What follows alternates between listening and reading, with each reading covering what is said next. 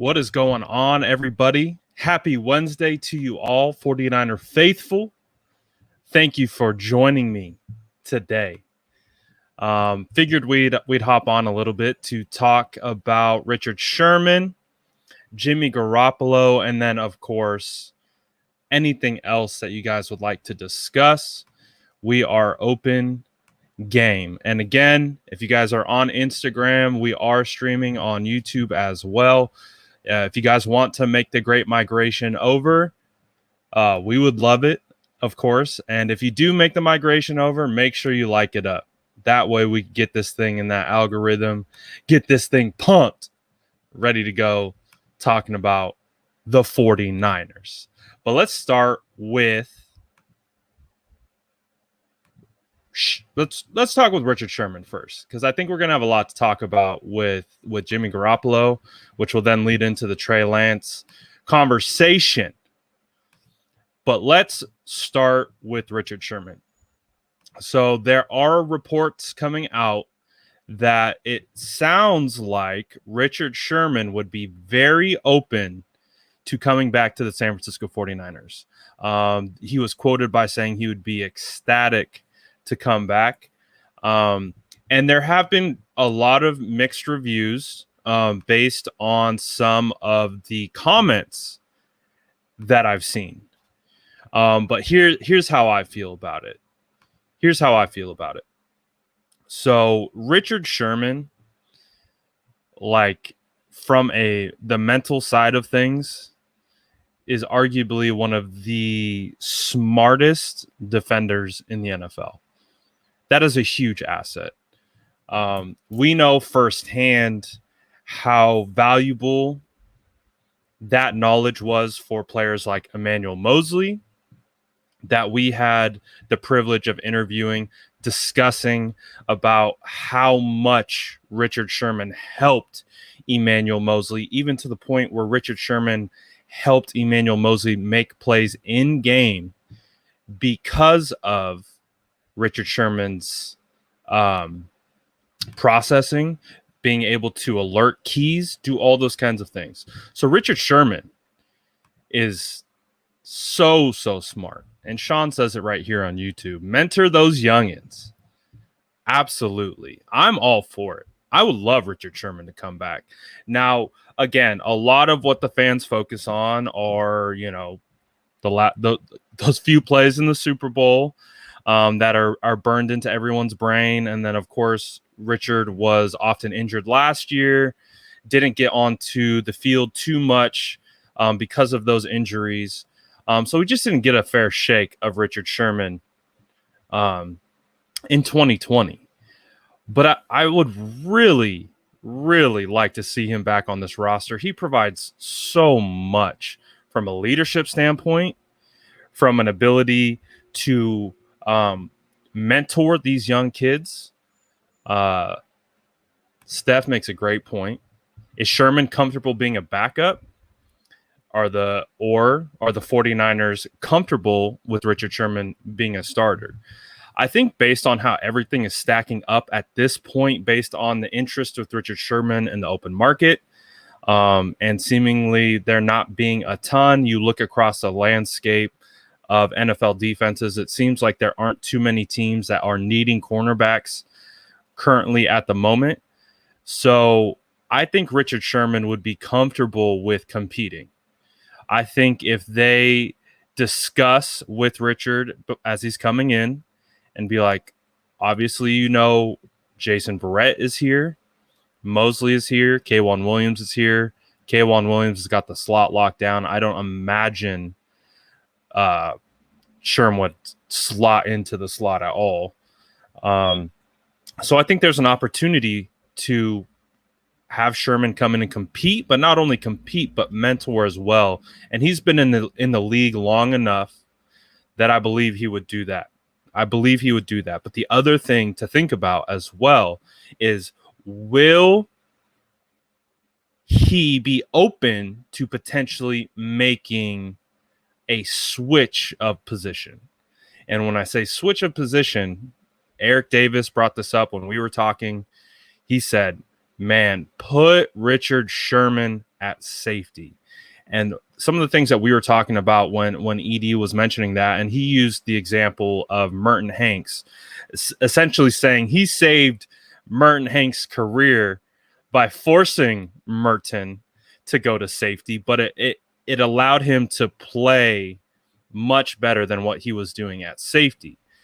And so the point was, use the smarts that Sherman has, use that veteran leadership, use the coach on the field. If he can't be the same guy that we had come to expect, a couple years ago, maybe you put him at safety.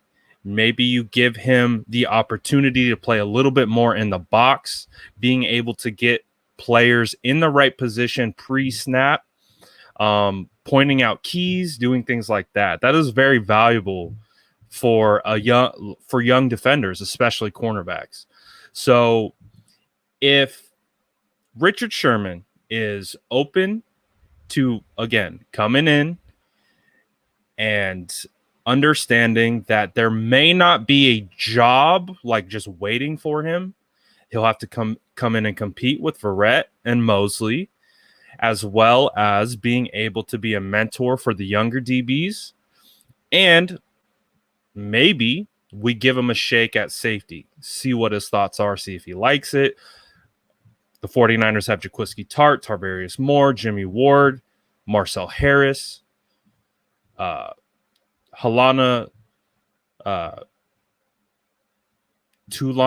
Hufanga, butchering his name. He was a safety in college. I anticipate him being more of a nickel linebacker. But you can't discredit what Sherman brings to the table. The veteran leadership, the smarts, all of that, I want that in my room. I want that in my cornerback room. I want that in my locker room. And we'll see what happens on the field. And we can take it from there. But I think if Richard Sherman was open to those things, open to looking at all options, and then getting him on a good deal, maybe an incentive-based deal based on playing time, I don't think the 49ers would have to give him a massive, upfront guaranteed contract, things of that nature. They can definitely work in kickers and incentivizers and do all those kinds of things to make it work for both parties. I would absolutely welcome Richard Sherman back with open arms. I think that would be the best for our team, honestly. And again, if he starts, that's because he wins the job and he's the best at who we have and he wins outright. But if he doesn't, he can mentor. Maybe you look at playing safety. We'll see. Having Richard Sherman on your team is not a bad thing. It is not a bad thing. So I would be absolutely open to it. It would be fantastic if he came back. It really would. I know a lot of people focus on the on-field things, which of course is a huge part of playing the game.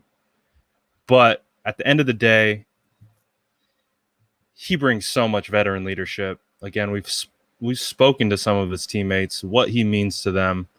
I think it would be great. And again, look at the guys who've come back. Jaquiski Tartt came back on a prove-it deal. K'Wan Williams came back on a prove-it deal.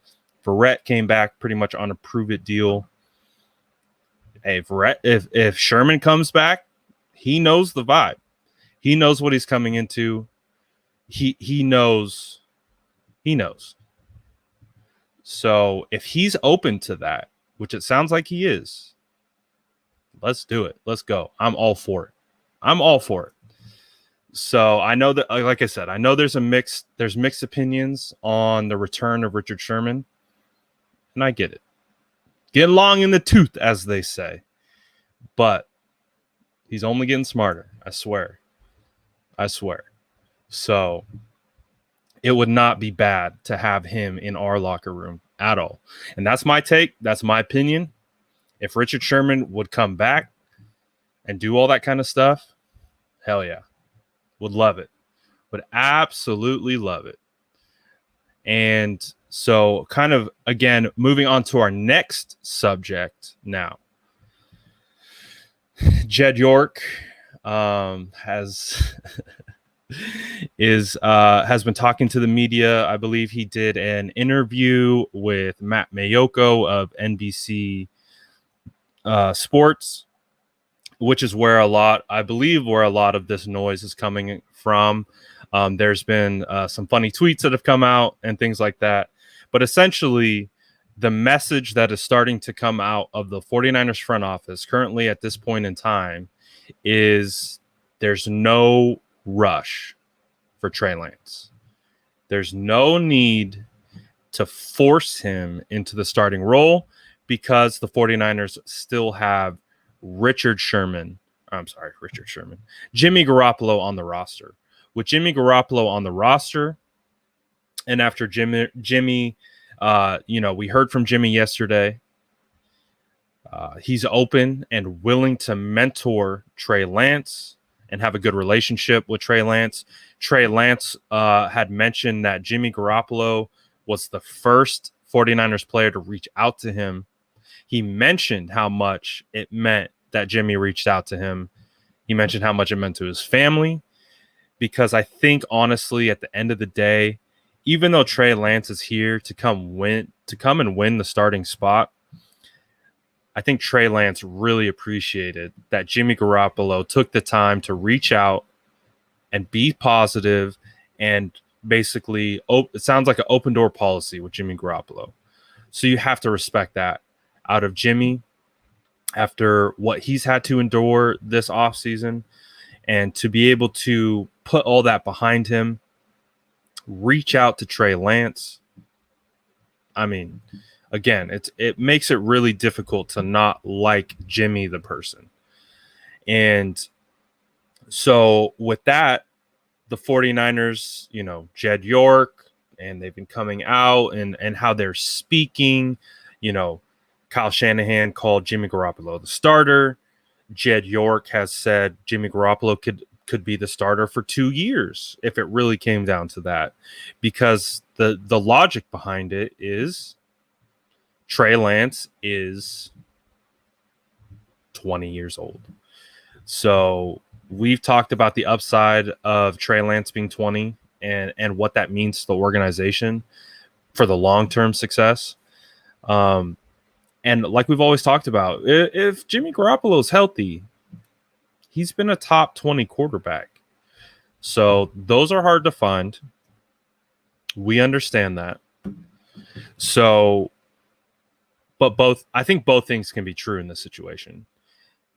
I think the best case scenario, though, honestly, as the 49ers head into camp and they get ready to gear up for the season, I really think having an open competition between the rookie and Garoppolo heading into the year is the best case scenario for both players.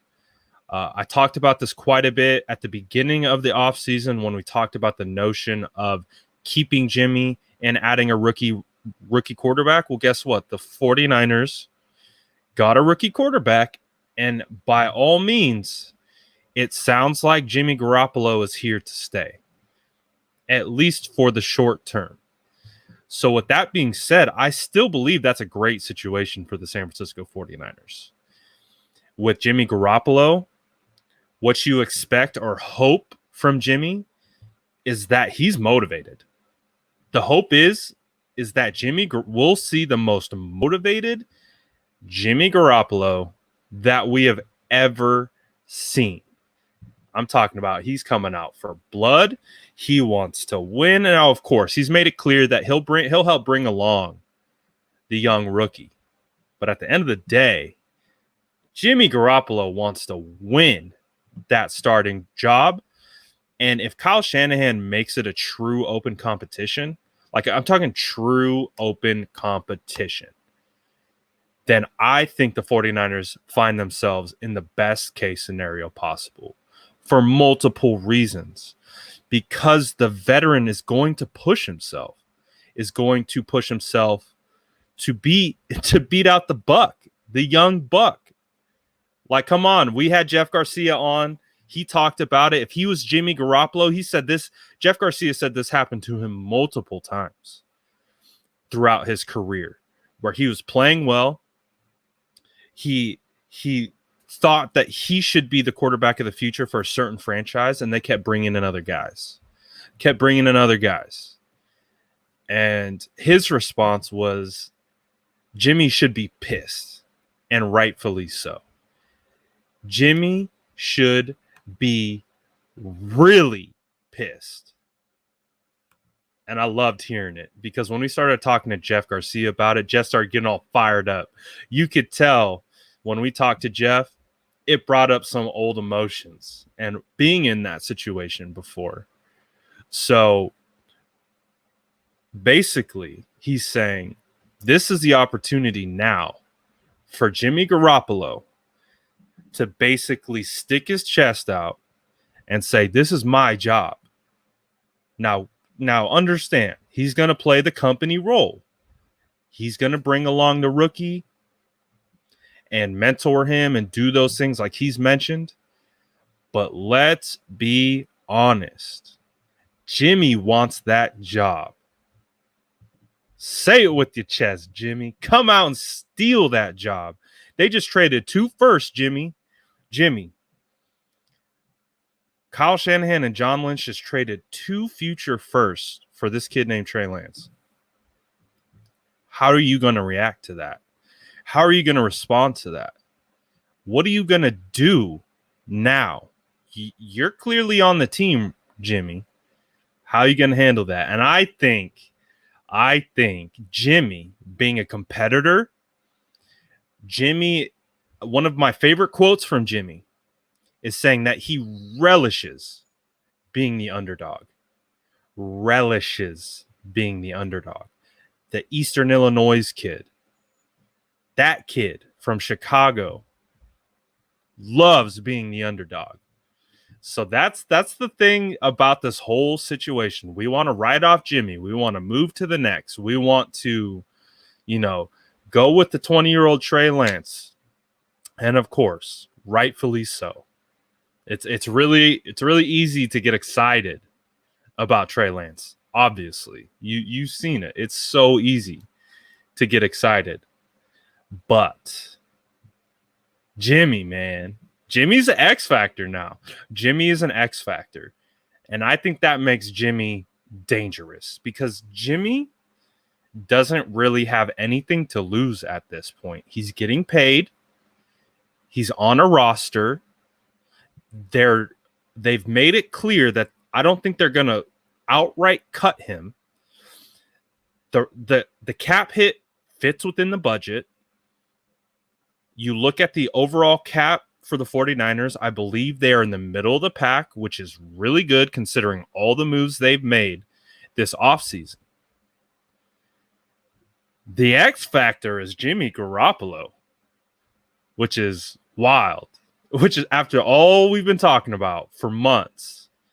To me, it feels like Jimmy Garoppolo has become the X factor, because if he shows up hungry and just pissed off, but that pissed off focus, any competitor knows what I'm talking about. Any competitor knows exactly what I'm talking about. When you get in those situations and you're forced to stand up or back down, competitors always stand up. They welcome the challenge.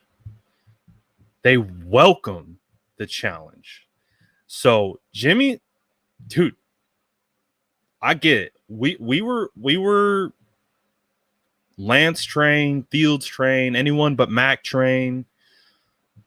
We were on it. We were leading the charge. We get it. But you cannot discredit Jimmy Garoppolo. He's still on this team.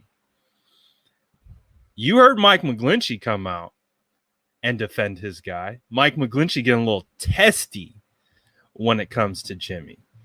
Now, I think that's another positive to take away from this, is there's people in that locker room who want Jimmy to be successful.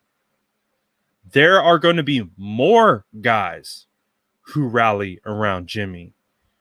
You know, of course they're going to bring on the young buck. That's going to happen. They're going to do that. That comes with the territory. But you know, this locker room is full of Jimmy Garoppolo guys. So that's the thing. Competition breeds excellence. Competition breeds excellence. And so I'm excited, man.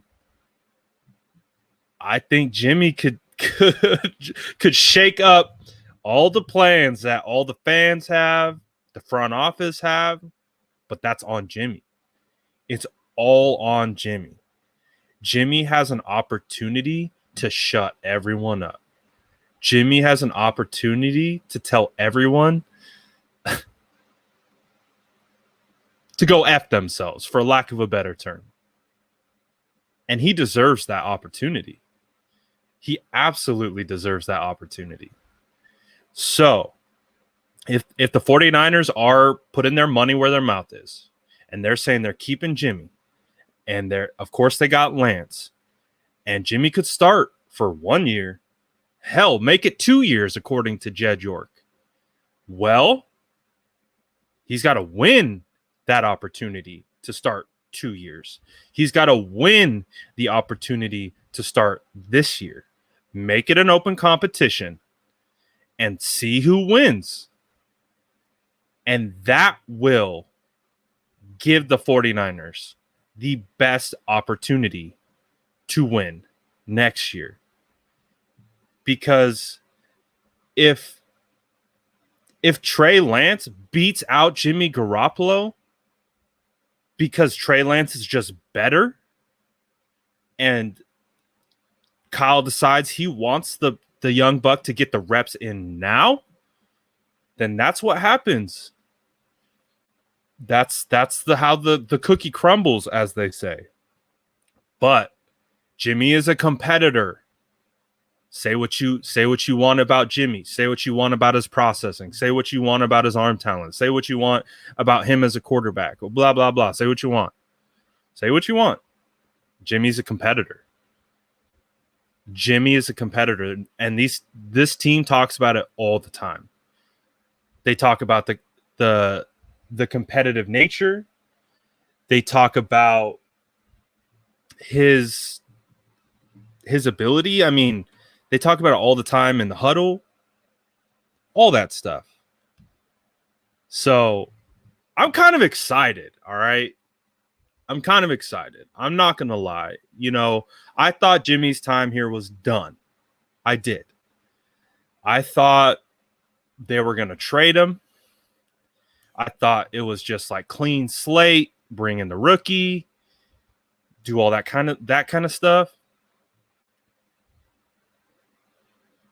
No, it doesn't sound like it.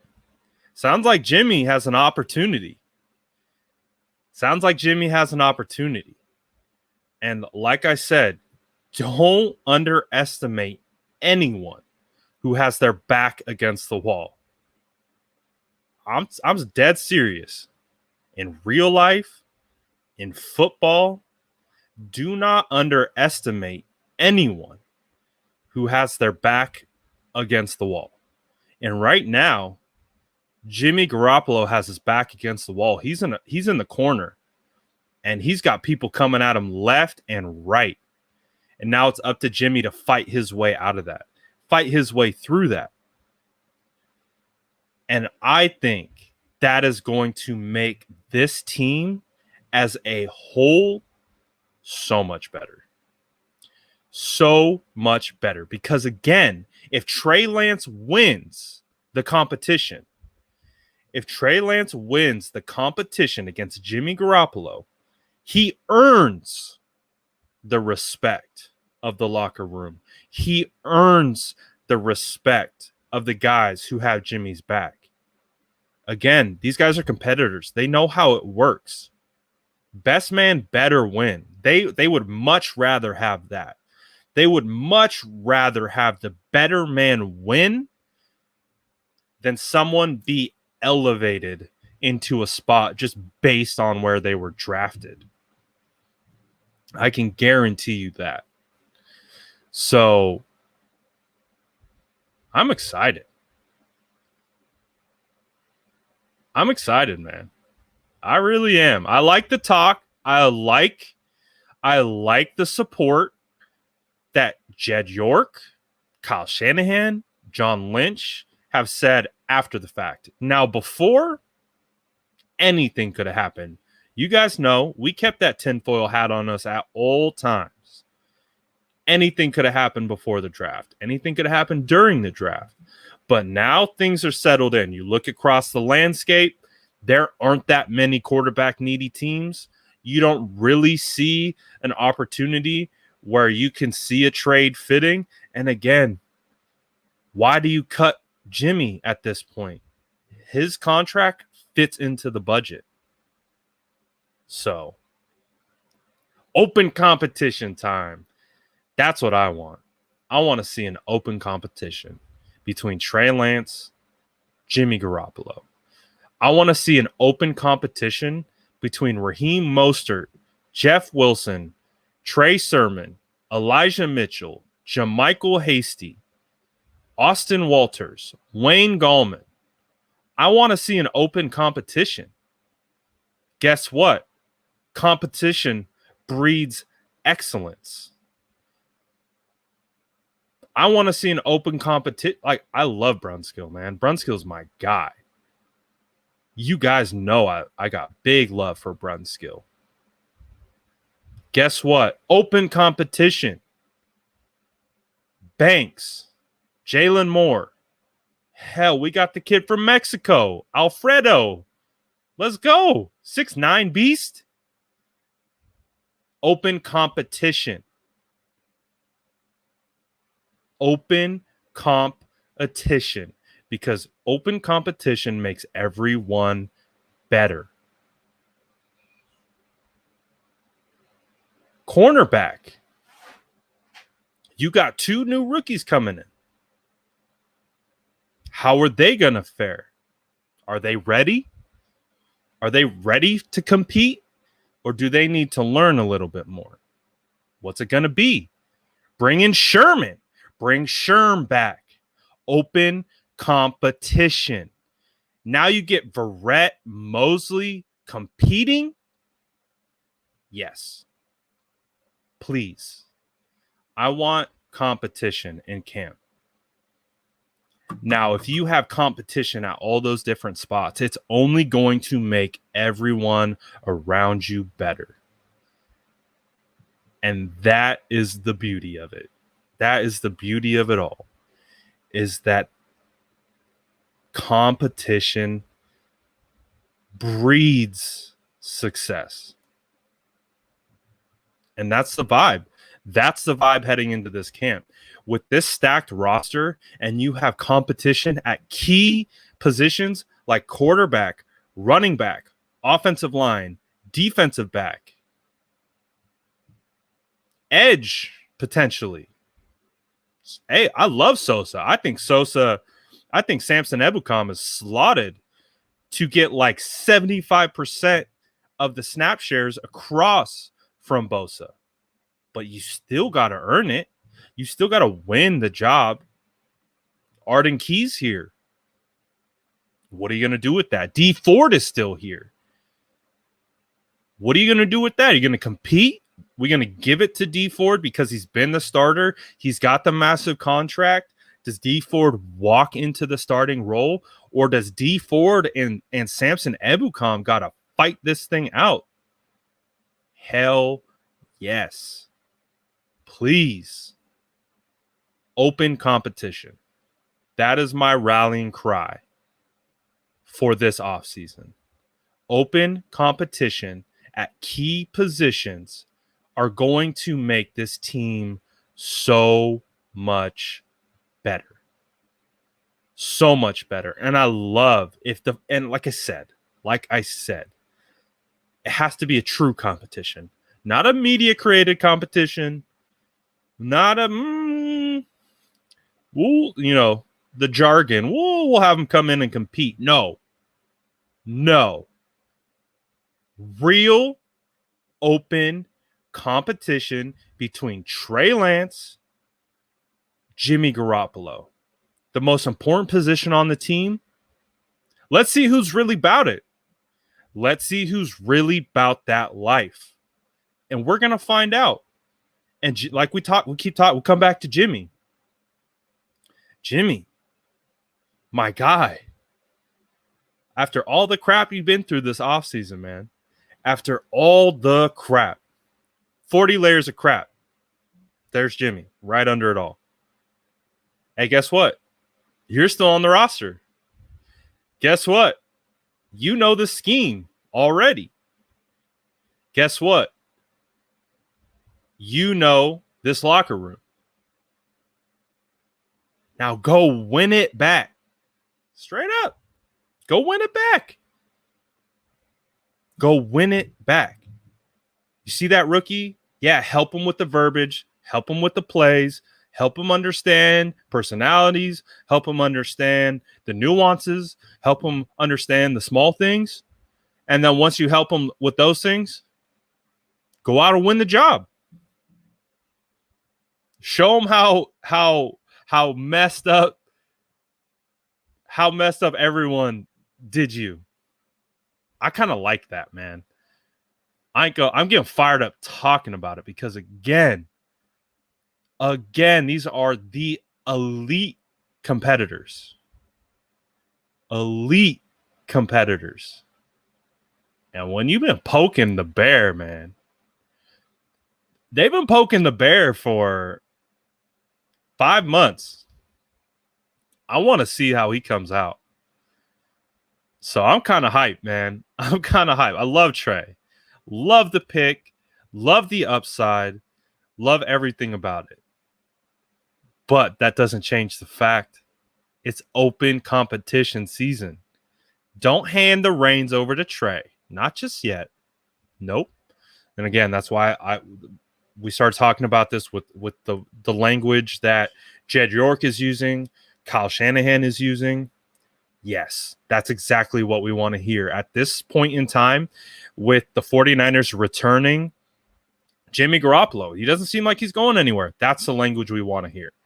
49er fans, we should feel ashamed if Kyle, Jed, John came out and said this is Trey Lance's job. We should feel ashamed. We should feel cheated. We should feel a little concerned. I love that they're saying this is Jimmy's job for multiple reasons, because it also takes the pressure off the young buck. We don't need any more pressure on Trey Lance than is already on that young man's shoulders. So, like I said, he goes in knowing it's an open competition.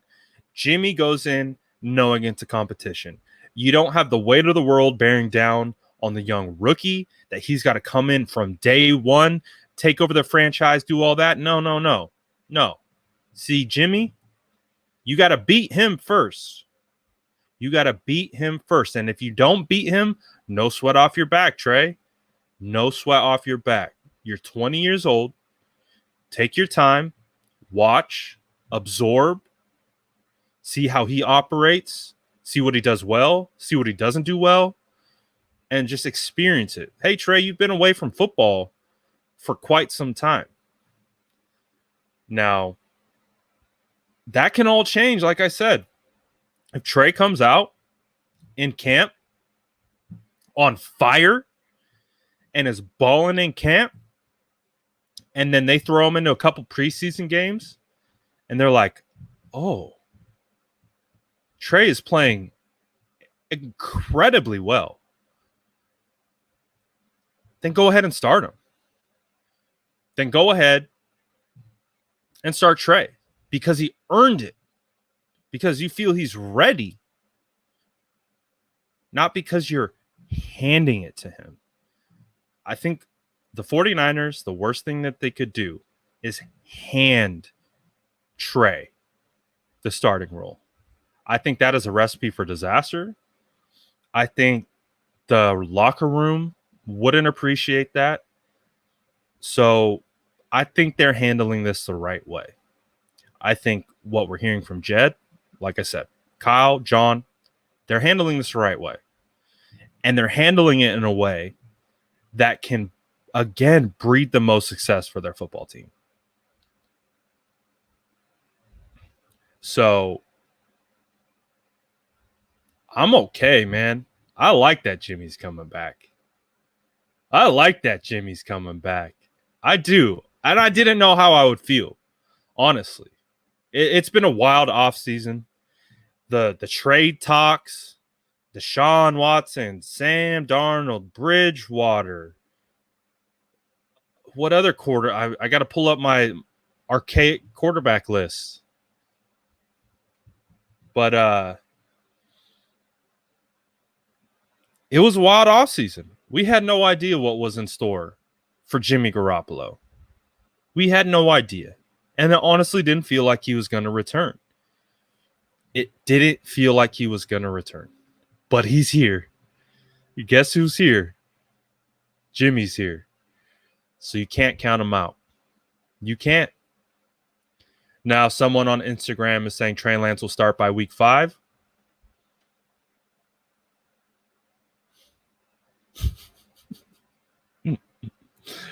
This is facts. So we'll see. I'm excited. I keep talking about the same thing over and over again. Jimmy Garoppolo, Trey Lance, competition. Let's go. I'm hyped. Hey. So that's the thing. That's the vibe for Jimmy. King Ariel on Instagram saying Jimmy got that bad boy vibe. Yeah. And that whole porn star Jimmy stuff, that whole Jimmy GQ, Gucci Garoppolo. Nah. No more. No, none of that. Jimmy's about his business. Jimmy's got to be about his business. And that's what our expectations should be from Jimmy. So I'm hyped. I'm not going to lie. I'm hyped. I'm hyped because I think it's going to make both of them better. I'm hyped because I think it will literally make both of them better. Trey Lance will be better for it. And I think Jimmy Garoppolo will be better for it as well. So it's going to be really interesting to see how everything plays out, obviously, once we get into camp. But I think it's a great setup. Great situation. Exactly. Pissed off Jimmy. We want pissed off Jimmy. Because if we get pissed off Jimmy and pissed off Jimmy is executing, we're winning games. I think people forget about 2019 sometimes. You know, it's easy to. But Jimmy, when he's efficient, not turning the ball over, he's got the team going, man. He has the fan base going. So talk about reclamation project from cast off by 49ers fan base. What if Jimmy comes out and rattles off 6 games in a row? How are we going to feel then? What if Jimmy comes out? These guys are so pissed. They're so pissed at how we did our man's Jimmy. The entire locker room hates the fan base now. the entire locker room hates the fan base for us constantly dragging all their players and their captains. Again, Mike McGlinchey's a captain. Jimmy Garoppolo is a captain. This fan base has spent a lot of time dragging those 2 guys. And again, you get that captain's patch for a reason. You're not handed captain's patches. You are not gifted captain patches. That's not how it works. Those are earned for a reason. So now you got 2 pissed off captains in that locker room. You got two pissed off captains. I'm hyped for that. I'm hyped for that. So let's go. I think this year is going to be a lot of fun. I do. I think it's the perfect combination of being built the right way from a roster construction standpoint. I think it's a combination of being built the right way on top of the narrative. Because remember, going into 2019, we were the pretenders. We were fake. We were all like Jimmy Garoppolo leading the 49ers. Was it 4-0? Pretenders. 5-0. Trash. Nah, it's fake news. 6-0. They're still garbage. It's a fluke. 7-0. No, still pretenders. And that fueled us. Remember that. That fueled the team and the fan base. And we saw magic happen. We had the amazing 2019 season, 13-3, made it all the way to the Super Bowl, 6 minutes away from closing that thing out. But what was 2020? Oh, this is a Super Bowl contending roster. This team can win now. This team is ready to go back to the Super Bowl for the 49ers. It's a completely different narrative, completely different vibe, completely different feeling, more pressure, the expectation to get back to the Super Bowl, the way we lost the Super Bowl, marinating on that for months, to then coming out against Arizona, the way the 49ers came out and lost, played a horrific game in all phases, play calling, execution, everything. It was just terrible. It was a bad game. And then the narrative just went out of control. And it's hard to come back from that sometimes. It's really hard to come back from that sometimes. We had our own fan base bullying captains on our team via social media. That changes the way a team plays and feels. A lot of football is about energy, momentum, vibe. You got a bad vibe, you got bad momentum, you got bad energy, stay at home. Don't even get off the bus because you're about to get smacked. It doesn't matter how good you are. It doesn't matter how good you are on paper. You don't show up ready to play, you're going to get smacked. So this year, the way the narrative is going into this year, it's much different. I think people still talk about the 49ers having a Super Bowl winning, caliber roster, but I wouldn't say the expectations are the same. I wouldn't say really anyone is just expecting the 49ers to go to the Super Bowl. Because again, you got a young 20-year-old quarterback in Trey Lance, and you got Jimmy Garoppolo, who the majority of the league, majority of the fan base is casted off to the side. So now the roster is a good roster, a well put together roster. But according to the outside, there's a lot of questions around quarterback. So that might not necessarily mean you guys are ready to win right now. And that changes the narrative a bit. And again, you got pissed off Jimmy now, pissed off Mike McGlinchey, pissed off DBs who didn't get the contracts that they wanted. I like it. We got open competitions at key positions. Let's go. I think the 49ers are ready, man. I think they're ready. I think 2020 was tough. I think 2020 was tough for everyone. Of course, pandemic, all that crap. The injuries.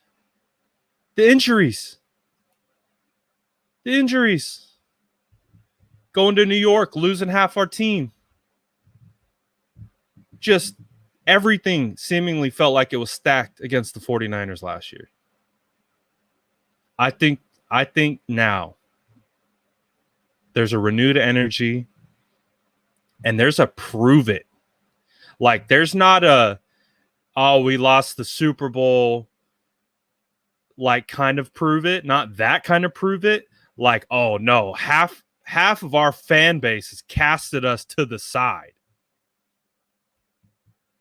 Circle the wagons. 2021 with that locker room, circle the wagons. Circle up. Screw everyone else who's not in this locker room. And I think that could then, we can get some of those same 2019 vibes back. That's the point. Is being in a locker room, there's so much more to playing football than actually just playing football. There's so much more to playing football than actually executing. Vibe matters. Momentum matters. Energy matters. Narratives matter. So now, based on how this year stacked, based on this offseason, the wildness of this offseason, transitioning that into getting ready for next year, the situation with Jimmy, bringing guys like Sherman back, I like it. I'm liking the energy. I feel like a wizard stirring the pot, trying to get a good idea of the vibe here. We like it. We like it. So I think 2021 is going to be a fun year, ladies and gentlemen. I think it's going to be a real fun year. And I get it. I get people's thoughts on Sherman. I get people's thoughts on Jimmy. I get it. I get why you feel that way.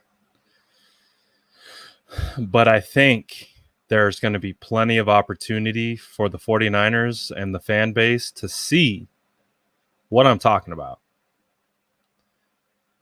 To see this stuff play out in front of our eyes. And now, and Krumal's right.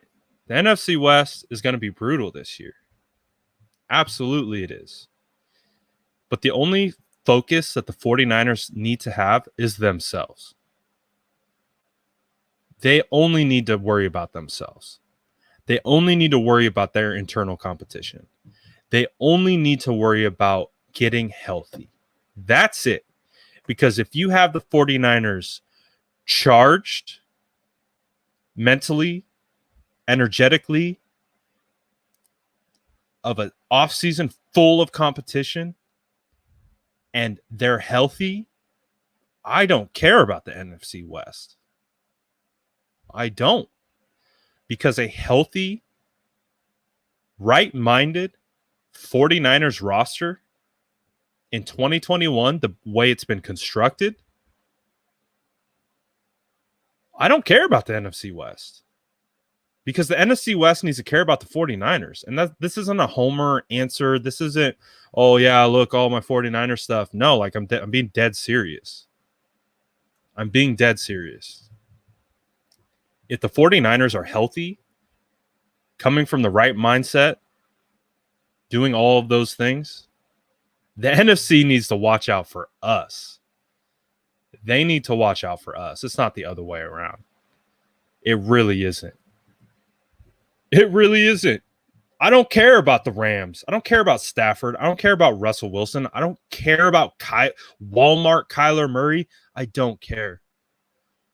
I really don't.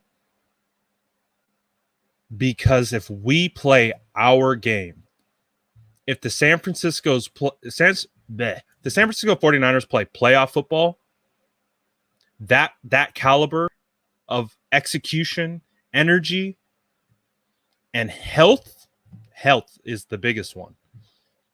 I don't care about the NFC West because the 49ers will roll the NFC West if they're healthy, if they're executing and doing all of those things. Because, again, you got to stop this run game. All the focus is on the quarterbacks. All the focus is on, the Rams got Stafford now. Well, who's their O-line? Oh, Kyler Murray. Okay. Did they add some weapons? They did. Did they get better? They did. Arizona Cardinals got better. I like their draft picks. I like their free agent moves. They got better. But guess what? They're still the Arizona Cardinals. It's still Kyler Murray and Cliff Kingsbury. As long as we play our game and execute how we execute, doesn't matter. They don't bother me.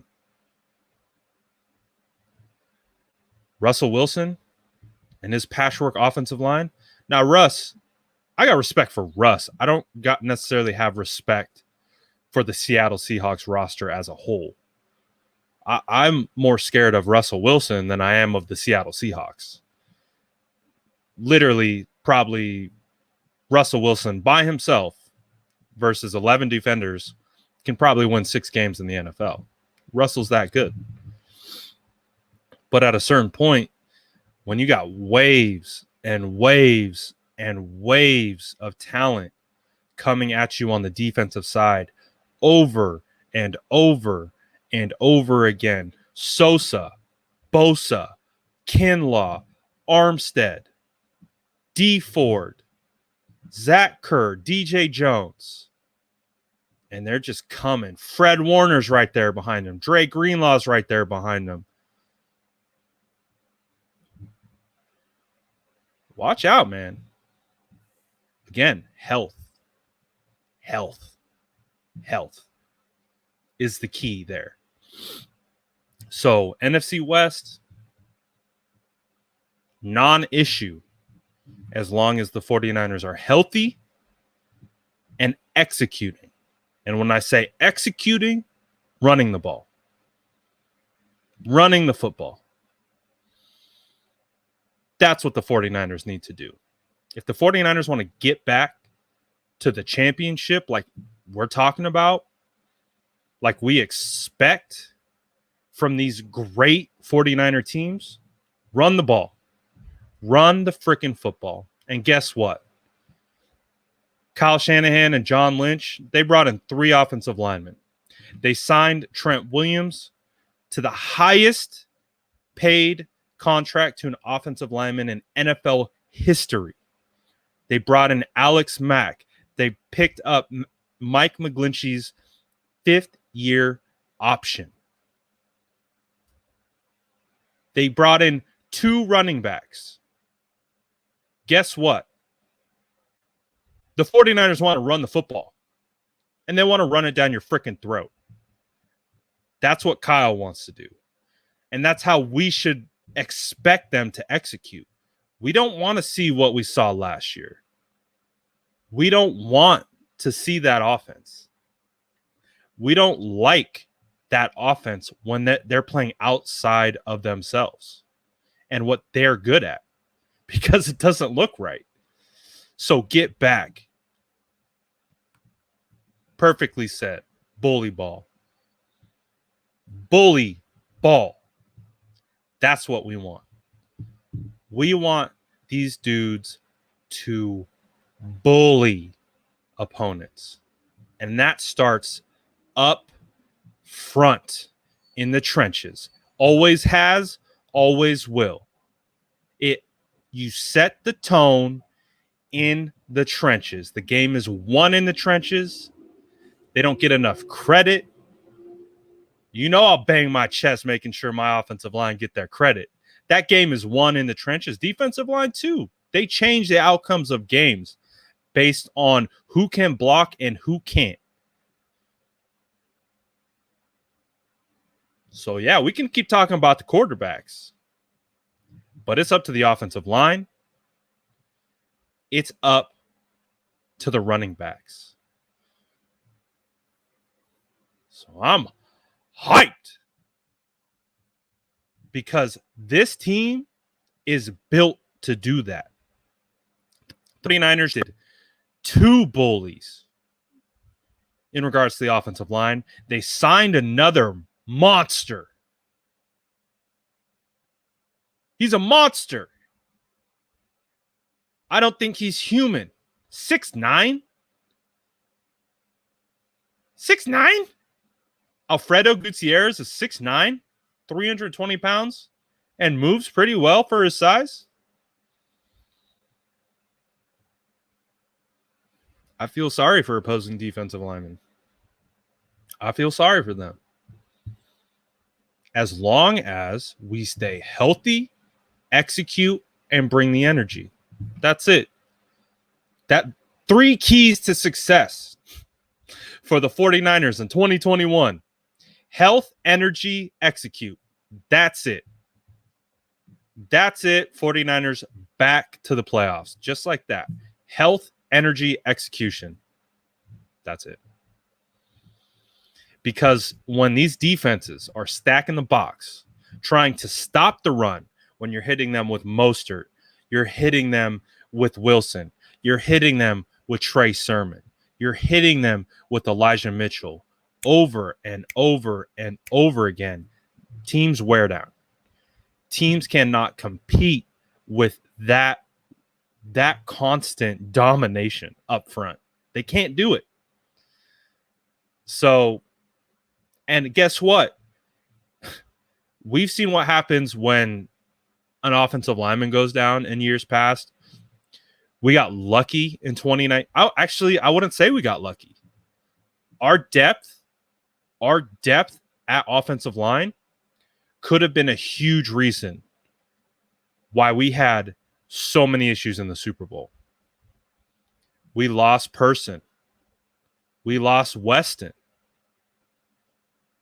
Losing Weston was huge. Weston Richburg on that playoff run, although Garland played extremely well, still not the same. Still not the same. And then again, having Person, who, in my opinion, at that time was a backup caliber right guard. He was good in the run game. Again, good in the run game, suspect in the pass game. And when the 49ers needed it, you saw some of those issues. And now you look at the guys that they brought in. Aaron Banks, Jalen Moore. They're good at both. They're good at pass blocking and run blocking. They are good at both. So you can see how the 49ers have started to kind of ensure they don't put themselves in the same situation that they have got them in trouble in years past. So that's why I love this draft. That's why I love this free agency period. Kyle Shanahan and John Lynch, tip my cap to you, good sirs. You guys killed this offseason. So I think 49er fans should be pretty excited. Because this team, this organization, this front office, this coaching staff is doing everything that they can to get back to their ways, to get back to the 2019 vibe and energy and health. And so as long as all that stuff goes well, I expect good things for 49ers. I do. With Kyle Shanahan leading the way, the defense can get back to form. All I need from my defense right now, generate a pass rush. I need these quarterbacks running afraid for their lives. That's what I want. And that's what I hope we get. So if you've been tuning in, if you've been here for the last hour, you can tell I feel really good. You can tell I feel really good about this offseason, this draft, what they're saying after the draft. I love it. I love it. I love it more than I thought I'd love it. You know, I didn't know how I'd like the situation with drafting a quarterback at 3 and keeping Jimmy. I didn't know how it would work, but I think we're seeing it work. I think we're seeing how it will work, and we're seeing how it will actually be the best case scenario for both quarterbacks. I mean, I'm sure Jimmy, if we're talking best case scenario for Jimmy, I'm sure a clean start would have been great for Jimmy. A team to trade assets for him to, you know, I'm sure that would have been best case scenario for Jimmy. But based on the current circumstances, with what Kyle, Jed are saying to the media, I like it. I like it because there's still a vote of confidence. There's still some faith, you know, at least outward faith. And again, Jimmy's already a dog backed into a corner. He's already a dog backed in the corner. So I'm ready to see that dog come out. That's the thing. That's the difference, man. That's the whole difference. If you get angry Jimmy, we've seen angry Jimmy a couple times. We've seen him a couple times. And angry Jimmy's a vibe. I want angry Jimmy 24/7. I just want Jimmy to be pissed off. I want Jimmy to be angry. I want him to have a chip on his shoulder. You hear it all the time. It's cliche. It's super cliche. But I want Jimmy to walk around with a freaking boulder on his shoulder. That's what I want. That's what I want. So we'll see what happens. We'll see what happens. So that's my rant for the day. Of course, wanted to come on, talk about Sherman, talk about Garoppolo. You've never seen Angry Jimmy before. Ooh. Angry Jimmy's built different. It's different. I love Angry Jimmy. What contract do I think Sherman's looking for? Krumel, you a dog for that comment.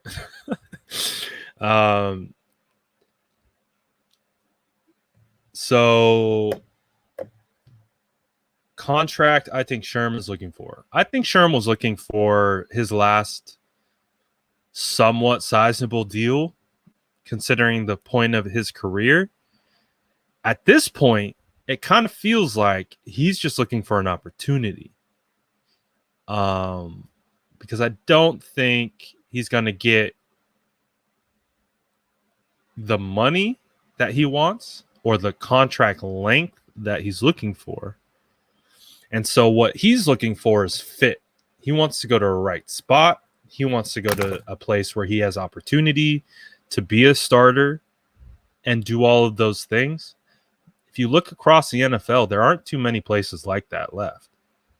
With the draft going through, a lot of cornerbacks going to key spots where he would have fit. I don't know if there's a ton available. So, of course, at that time, now that the draft is over, you've seen how the chips have fallen. Maybe he joins the rallying cry of Tart, Verrett, K1 to get that 1 year prove it. A 1 year, prove it and see what happens. Now, because it's Sherm, maybe they make it like a 1 year with a 2 year player option. So it appears to be a 3 year deal at X dollar value. But in reality, it's a 1 year contract with a team option that the team will decline. But again, it is perceived to be a much bigger deal than it really is. And also be incentive based. He's had incentive based contracts before. You have incentive based on playing time, Pro Bowls, all pros, certain levels of production, things like that to make the value of the contract worth more. So I think he would come back for a reasonable amount. I think he would. Just based on what's available. I don't think there's too much available right now.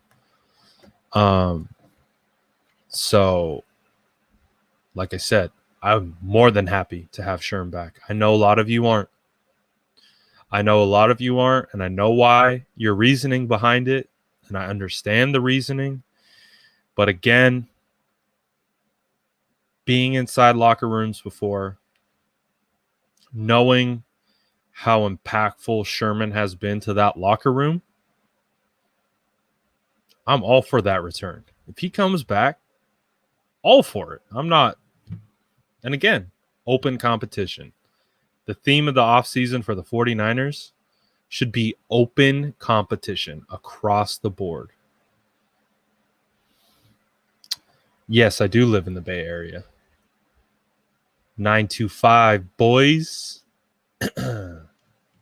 So that's the thing. Sherm comes back, open to competition. Again, we're not in a position right now to give anyone a job. You compete for the job.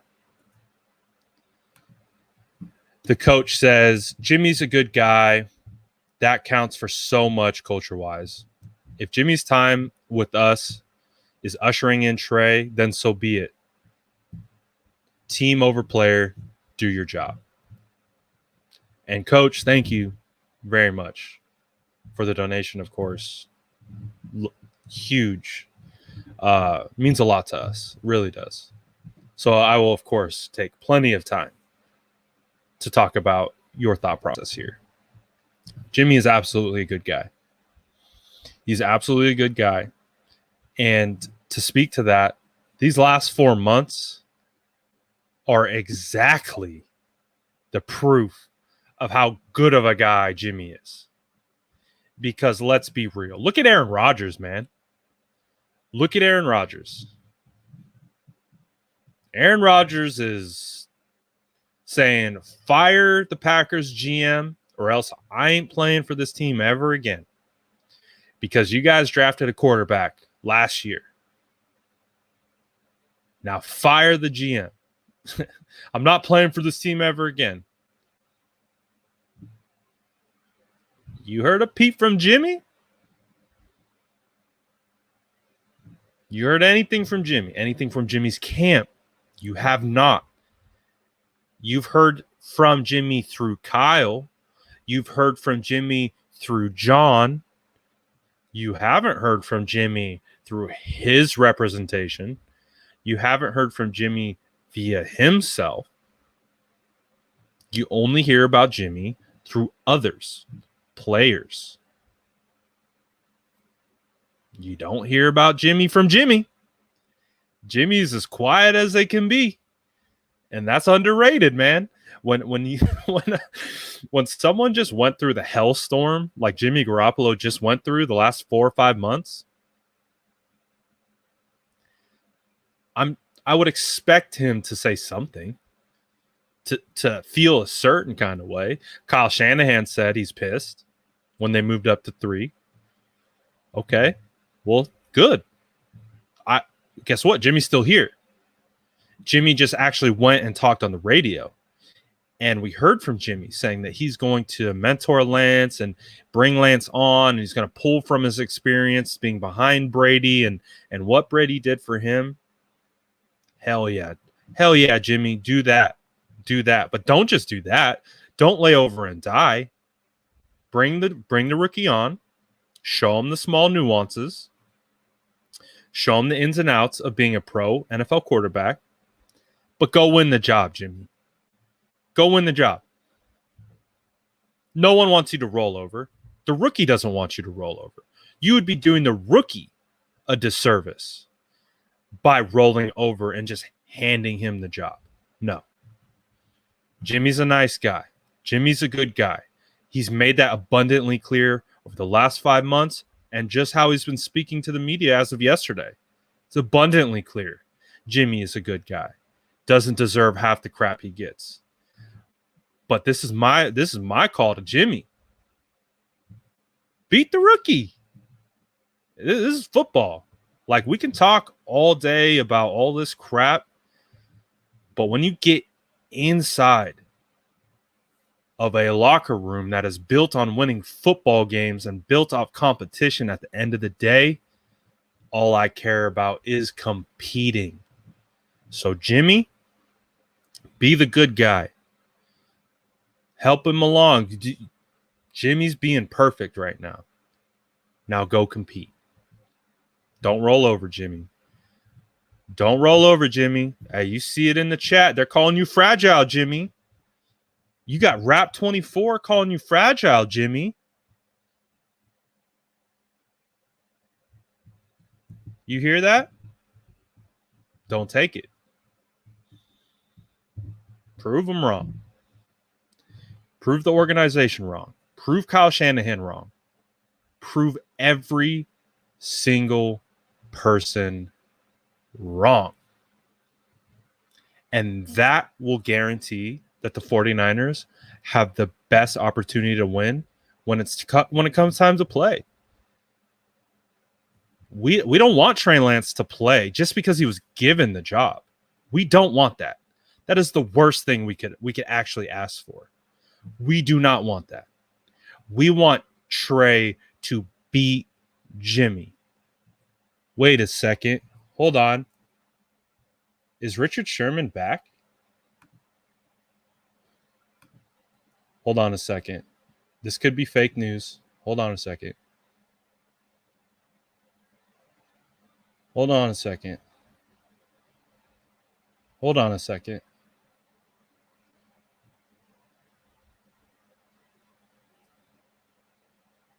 Huh. No, that was fake news. I don't know what the hell I just saw. That looked like Jimmy or Sherman was coming back. I don't know what the hell I just saw. But the Jets claimed Matt Cole, the wide receiver that the 49ers waived yesterday. Don't know anything about Matt Cole, unfortunately. So yeah, I think that was, I don't know what the hell I just saw. Okay, sorry. Fake news. Fake news. Richard Sherman has not signed. I don't know what the hell I just saw. Sorry. That's what happens when things flash across your screen. But the point is, and again, I've talked about it ad nauseum at this point, but I know people are in and out of these things. Jimmy needs to compete. Jimmy needs to hold on to this job like his life depends on it. Jimmy needs, again, like I said, bring on the rookie. Show him the stuff. Show him how to operate. Show him the verbiage. Show him the small nuances. Do all that. Be the leader. Be the veteran. But Jimmy, being confident in his ability, should know that he still has the ability to win that job, even if he gave the rookie every opportunity to beat him. True competitors won't allow that to happen. True competitors will not allow that to happen. And so that's what I want. I want true competitor Jimmy. Thanks again, Coach, for the question or the comment. Really appreciate that. We really appreciate that. And thanks. I mean, we're putting up decent numbers. So again, thank you to all you guys who've been hanging out. liking up this video, because clearly it's landing in people's feeds. So we appreciate that. We really do. You guys make me so happy. So yeah, I'll give you guys a couple minutes to ask some questions. I'll answer your guys' questions as I see fit, and then we can break for the day. Again, appreciate everyone who's hopping on.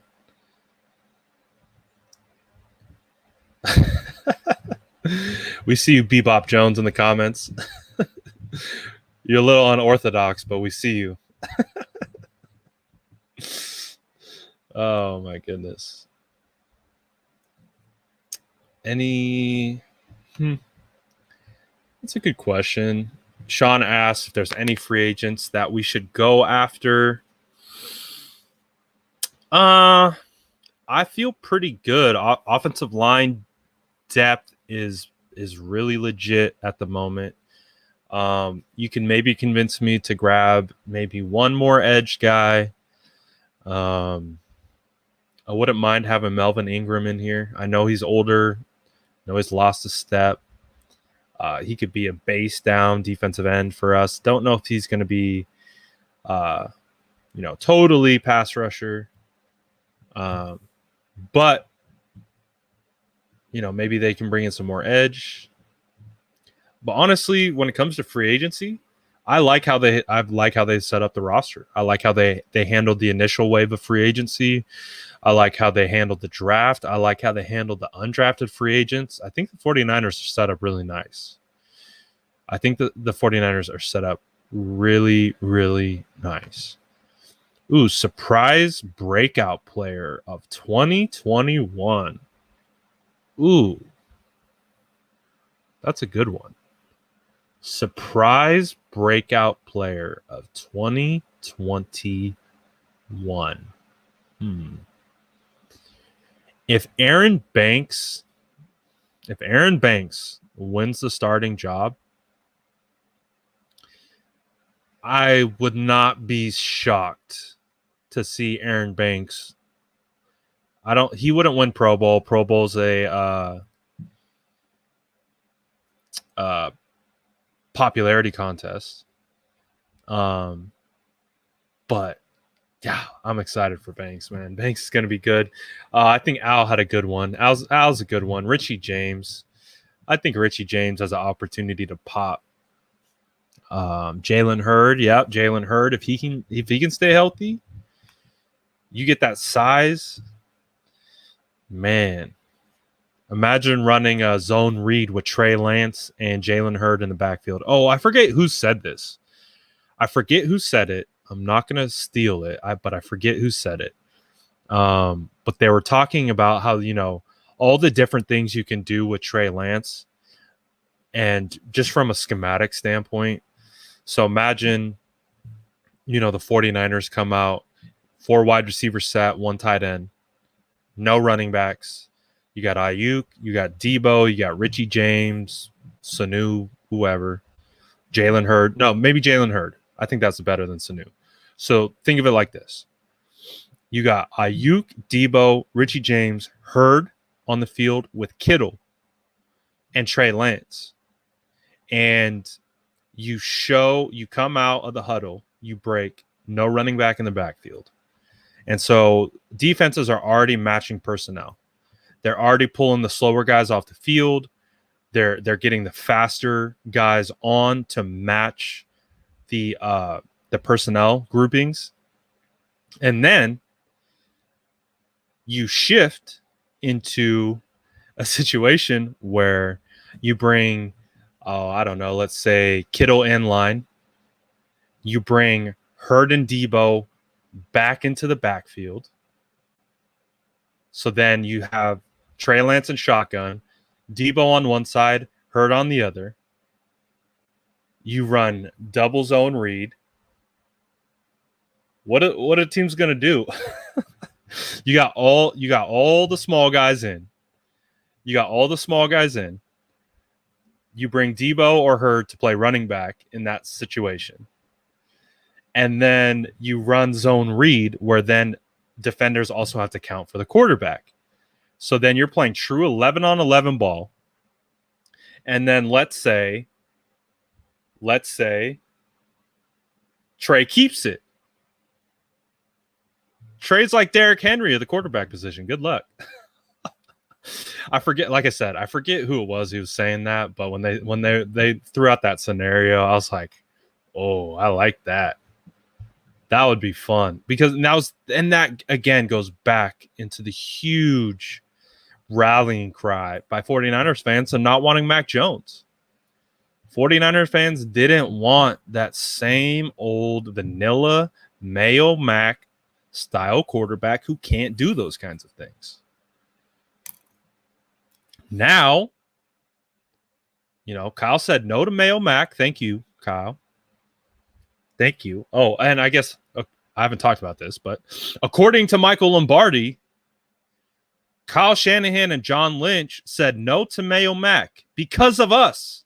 Let's go. High fives in the chat. High fives in the chat. Dap each other up. Let's go. On us. Thank you, Michael Lombardi, for not only one, being wrong about your take, but two, giving us all the credit. That was the worst thing you could have done. That was the worst thing you could have done. You really going to give us all the credit for the Mayo Mac situation not being in San Francisco? High fives in the chat. Let's go. High fives all around, guys. We did it. We did it. We pressured Kyle so bad into that situation. He couldn't take Mayo Mac. We pressured him so bad, according to Michael Lombardi, NFL reporter. That was us, I guess. Good job, guys. High fives. High fives all around. We did it. Good work, team. It was a team effort. It was absolutely a team effort. But shout out to all the content creators, because we all band together and we said the same thing. We said no. We said anyone but Mayo Mac. And shout out David Lombardi. I guess we were the difference makers, according to David Lombardi. So that dude will never be able to say another thing about 49ers again. That's the thing about 49ers fans. We don't forget, man. We don't forget. We keep receipts all day. And guess what? David Lombardi, or not David, I'm sorry. There's friendly fire. There's friendly fire. There's two Lombardis. We have a beat writer named David Lombardi. Not him. National reporter Lombardi. Michael Lombardi.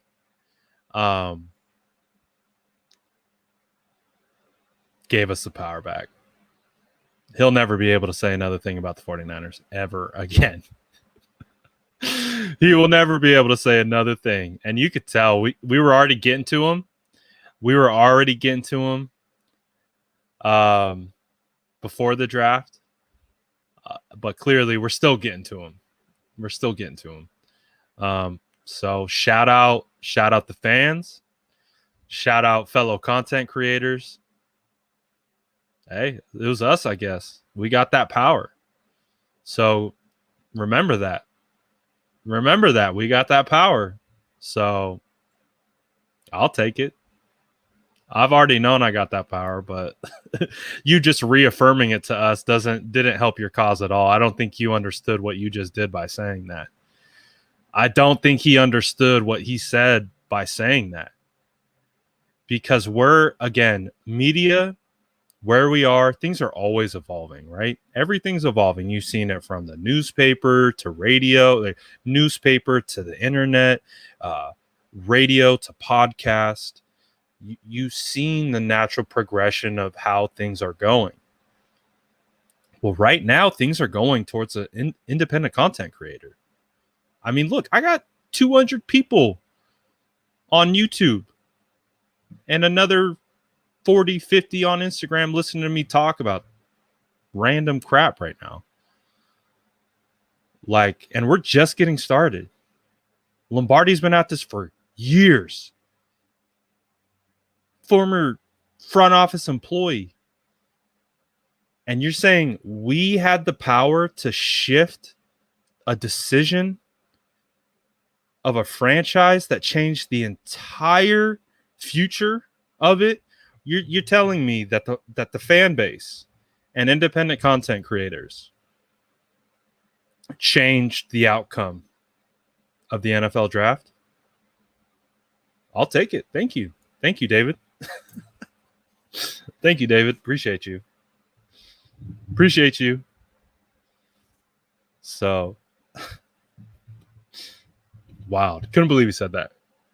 Couldn't believe he said that. So,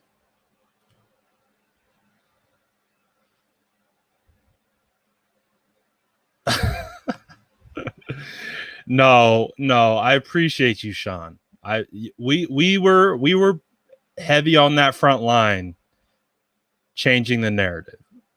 Huge. I'll never forget the live that I did the day they said 95% Mac Jones to the 49ers. And I said no. And I said, absolutely not. That's not the case. Went on like a 2-hour rant about why them saying Mac Jones to the 49ers at 3. I was like, no. No. We changed the narrative. Not just me. All content creators. All content creators, and then everyone who ingests their content.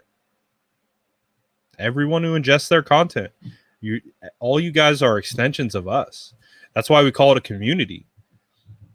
That's why the SF Niners, we have a community here.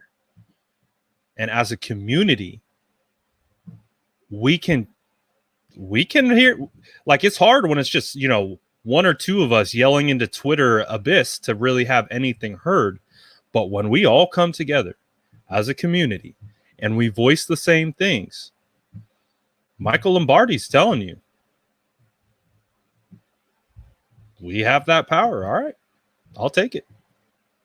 I already knew it, but I'll take it. Thank you for vocalizing it. But I can't take Grant's quality control position at all. Grant has earned that right. The self-appointed quality control guy for the 49ers. He needs to stay right there. He's got it figured out. Shout out Grant. Oh goodness. Let's see.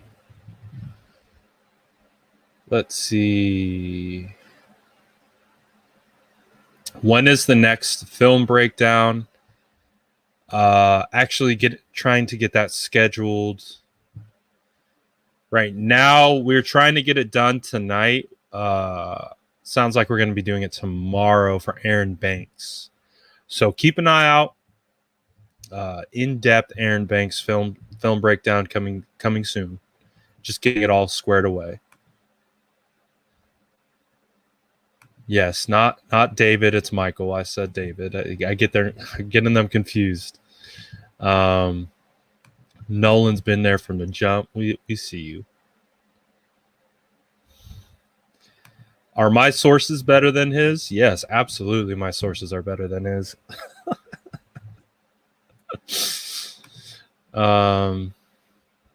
So yeah, we didn't get to talk about that. So we talked about the Lombardi thing. No relation to David and Michael. No. David actually had to post on my Instagram yesterday because everyone was adding David and not Michael. And David was like, hold up now. You got the wrong one. You got the wrong one.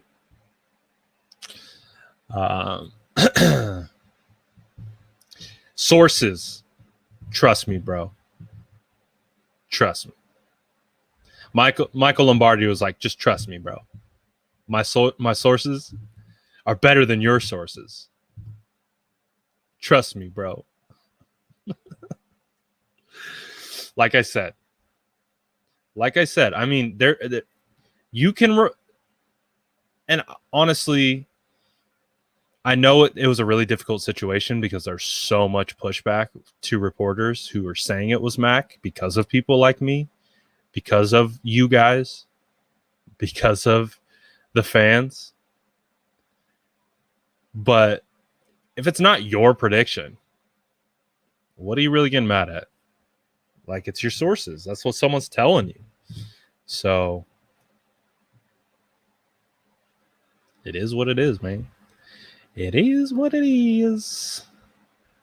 Oh, thanks, Sean. So that's the thing. If we got all the power, I can't wait till next year. I can't wait till next year's draft after a whole year of doing all this stuff. Like, we just got started. I just really started doing these lives for a couple months now, man. Just wait.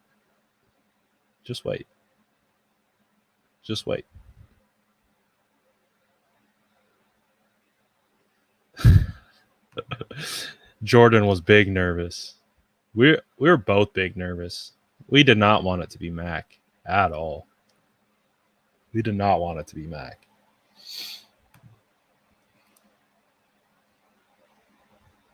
Oh, I did not mean to pull that up. Yes, our sources are apparently better.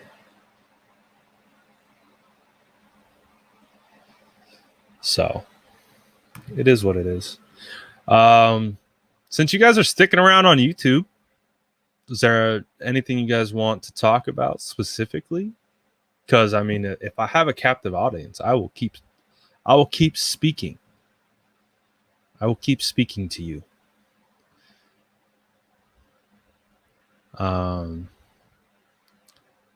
Yeah, you don't move up to 3 to draft Mac Jones. You don't. I was kind of thinking about that stuff. It's like, would Mac Jones have actually been drafted higher? Again, conspiracy theory time. Didn't think we were going to pull this out for a while. But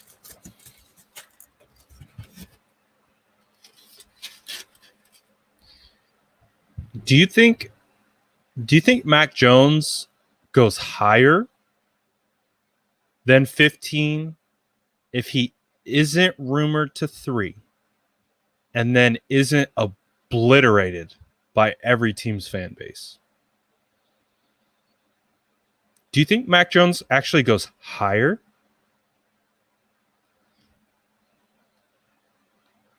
Do you? I mean, think about it. Because of the link between Mac Jones and Kyle Shanahan created a storm amongst 49er fans that spilled into other fan bases.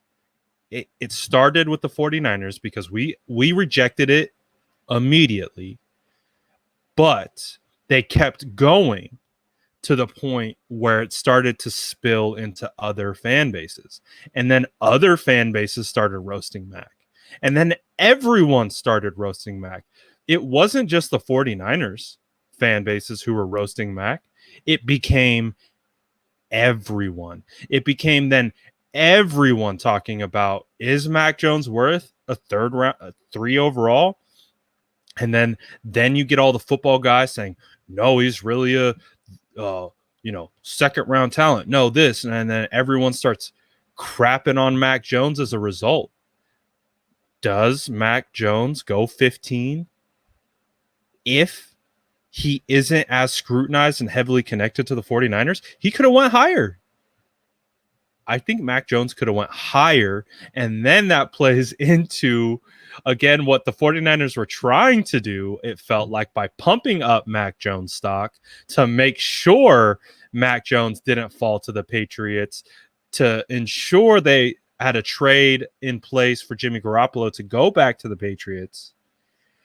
So honestly, it feels like it backfired a little bit. It feels like it backfired. That's what it kind of feels like. Like the whole time that was going, I was like, oh, it feels like they're trying to generate interest in Mac. They're trying to elevate Mac's stock, but as a result, it backfired, and fans just obliterated Mac Jones to the point where he fell to 15 into their lap. So I don't know. That's just a tinfoil hat theory. Tinfoil hat theory. I thought they were done. I thought the tinfoil hat theories were done. They're still sticking around. But just something to think about. Something to think about. Narratives. We talk about narratives all the time. If the narrative around Mac Jones never persisted because of the connection at 3, does Mac Jones actually go higher? So I got someone on Instagram saying they want a signed aluminum hat. Sean on YouTube saying you need shirts. So it sounds like tinfoil hat is in high demand at the moment. High demand. Do I think Brandon Ayuk is a Pro Bowler? Yeah. Yeah. Again, Pro Bowler is popularity contest. So he just has to be more popular than some of the other players. Do I think he can be a Pro Bowl caliber player? No question. No question. It just comes down to voters at the end of the day. Comes down to the popularity contest. I think he had good momentum heading into the end of last year where fantasy players, they know his name. So if he gets a hot start at the beginning of this year, then yeah, I think he can build enough momentum to be a Pro Bowl player. I really do. Really, really do. Hufanga is in the box safety or more of a will. Couldn't agree more. Sean woke up today and chose to speak facts.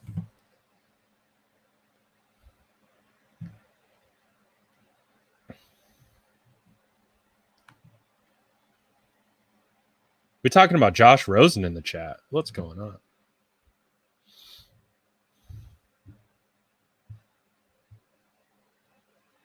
Yeah, I'm excited for Austin Watkins big time. Big time excited for him. Got to watch him play live at the Senior Bowl. I might have to do just like a Senior Bowl episode because I mean, I just found out I didn't even know Ambry Thomas was at this. Like Ambry Thomas was at the Senior Bowl. So Trey Lance was at the Senior Bowl. He didn't practice, but he was in the stands, which tells me that he went through the whole process of the off-field stuff. He just didn't perform in the game or in practices. Aaron Banks, Senior Bowl guy.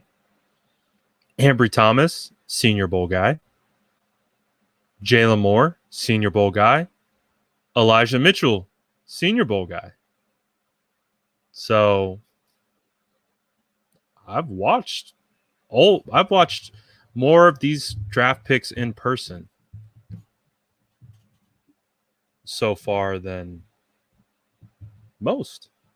Shout out to Senior Bowl. Shout out to Senior Bowl. Senior Bowl's fire. Thank you, Raphael. We appreciate you. We appreciate you. And this is my thing, Krumel. I get it. I know it's never fun trading away future picks, but you can always remember you can acquire future picks back.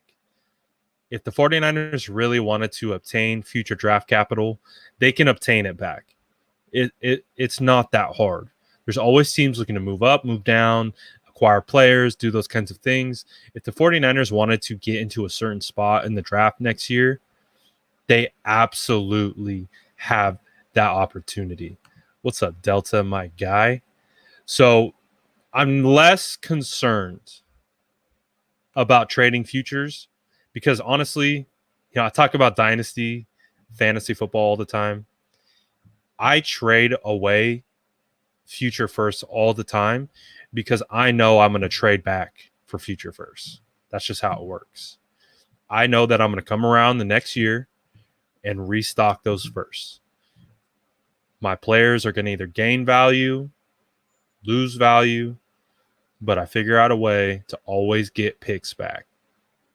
So you can use the same thought process to 49ers front office, as silly as it sounds. But same thing goes.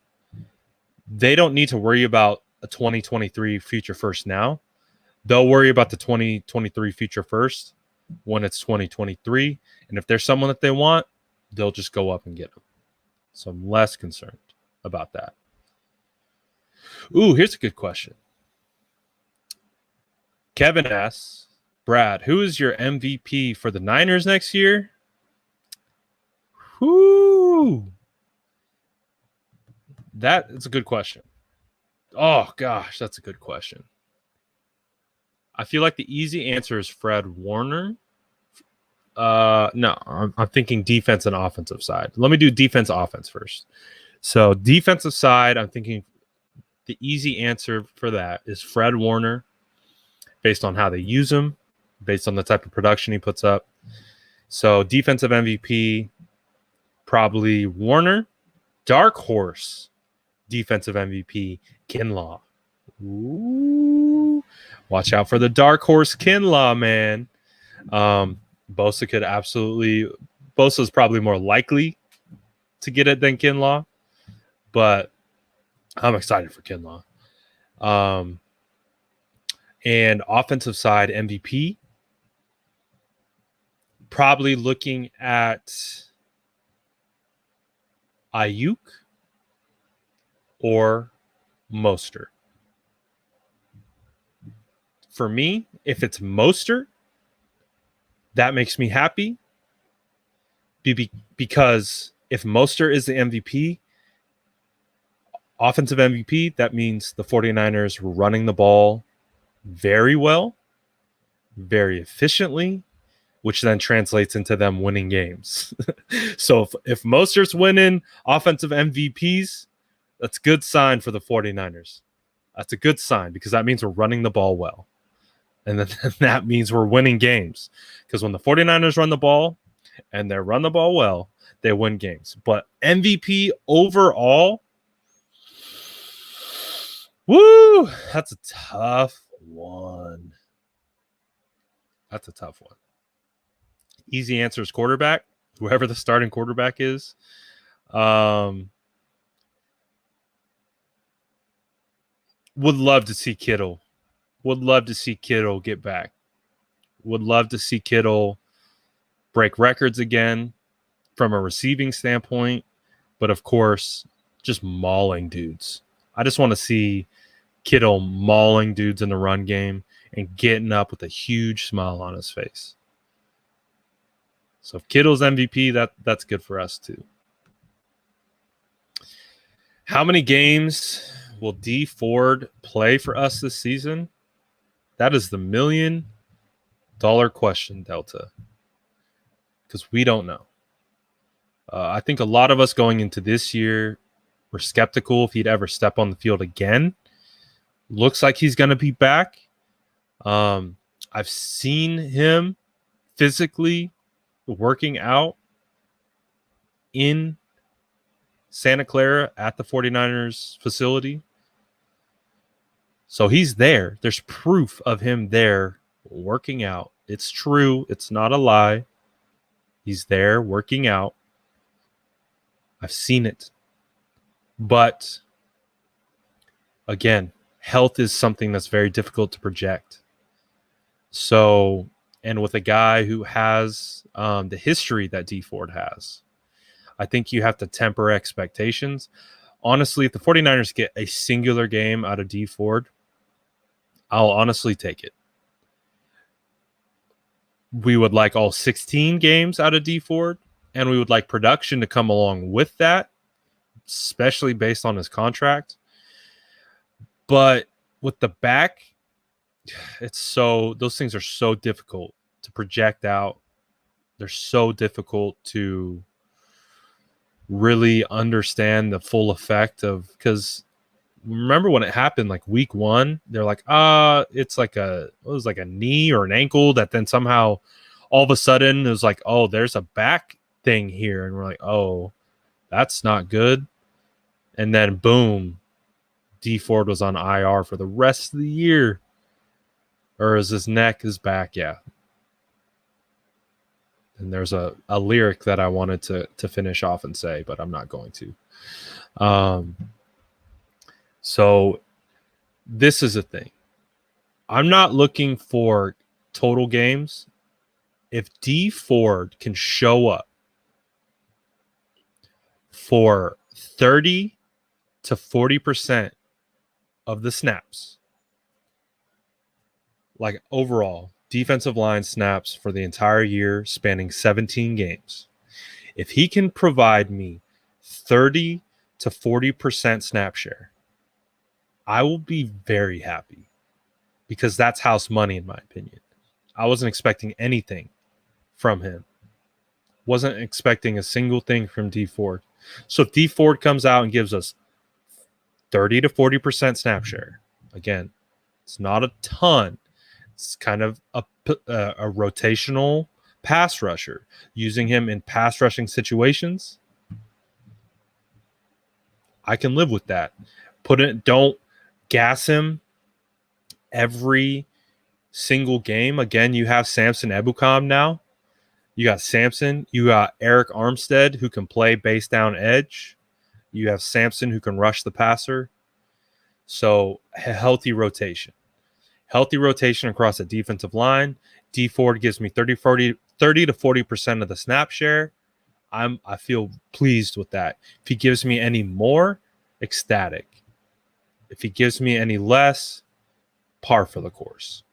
So honestly, if D Ford gives us anything, we're happy. House money. House money. Unfortunately, based on the scenario with D Ford, I have moved on mentally. I did. I moved on mentally. I didn't think he was going to be on the team.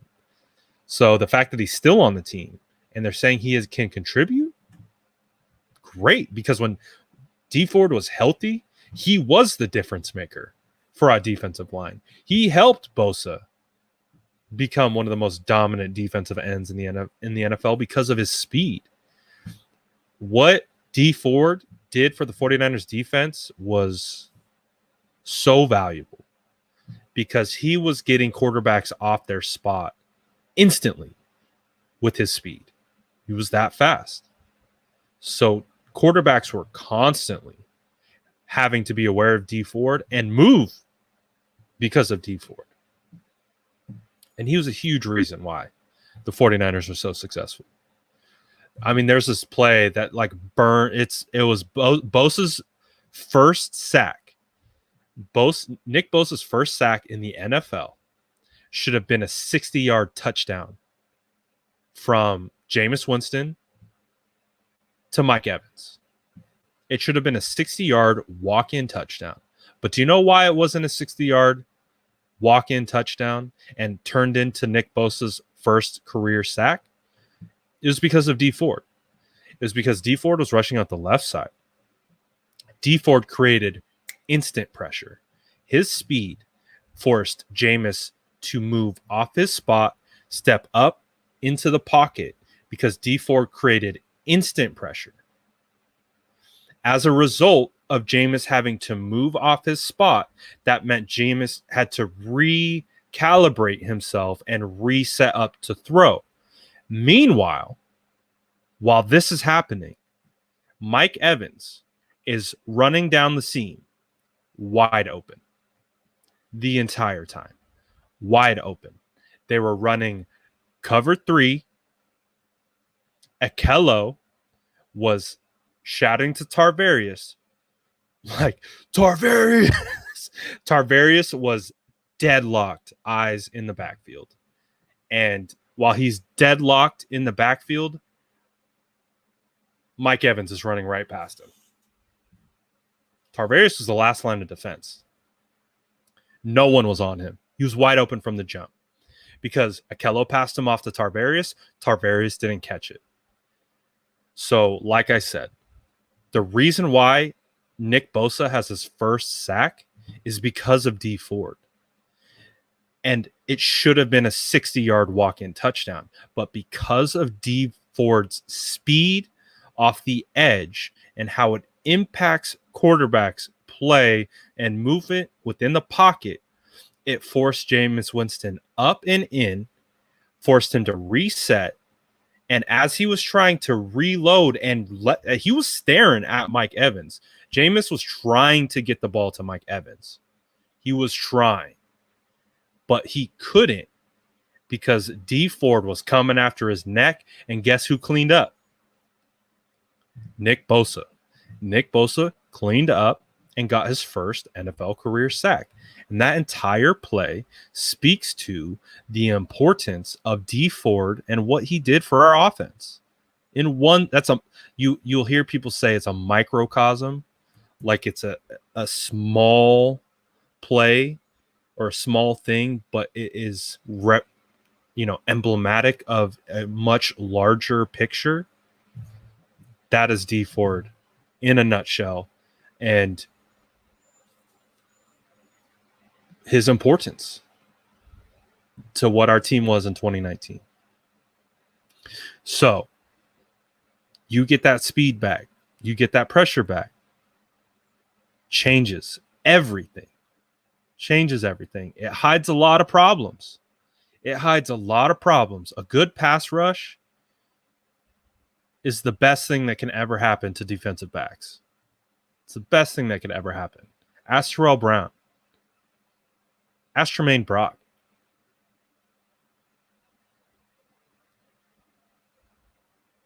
Guess what happens when you got Ahmad Brooks and Alden Smith and Justin Smith and Ian Williams and the whole gang coming after you?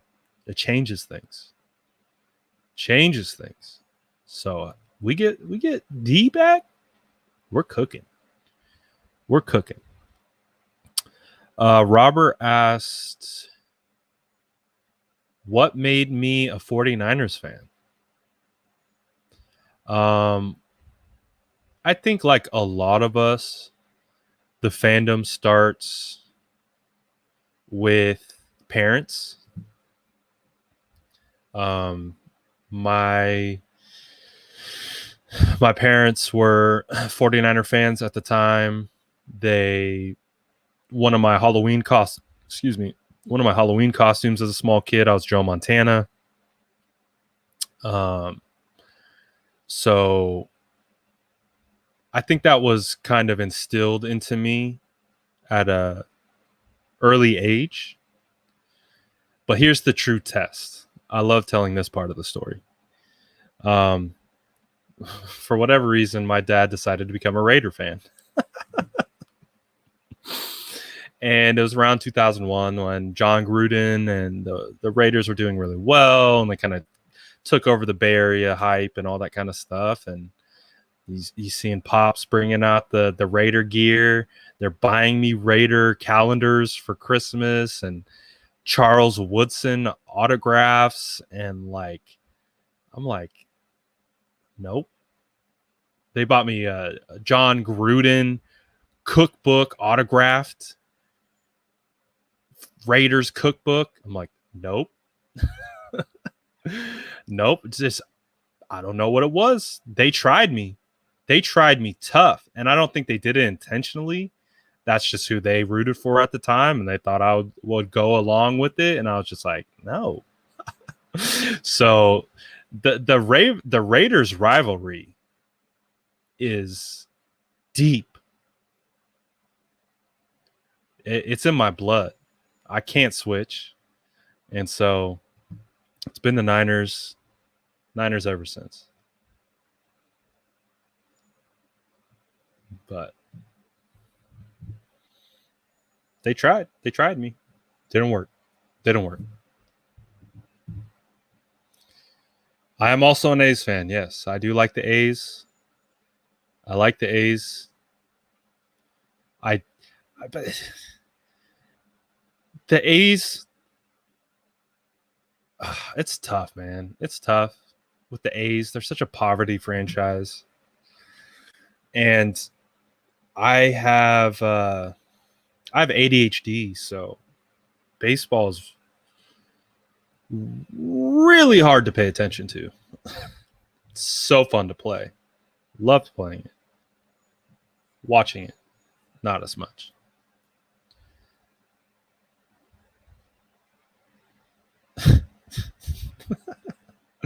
These chats are wild, man. These chats are wild. So, we here for the long haul.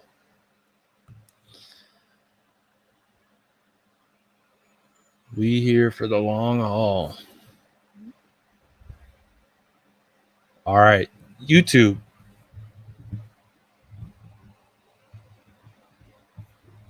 Did I ever play ball myself? Depends on what kind of ball. I played baseball. I played football. I played rugby. What other weird things did I play? All kinds of stuff.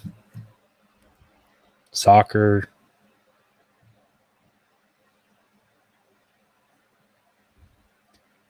Rugby was fun, though. That game was...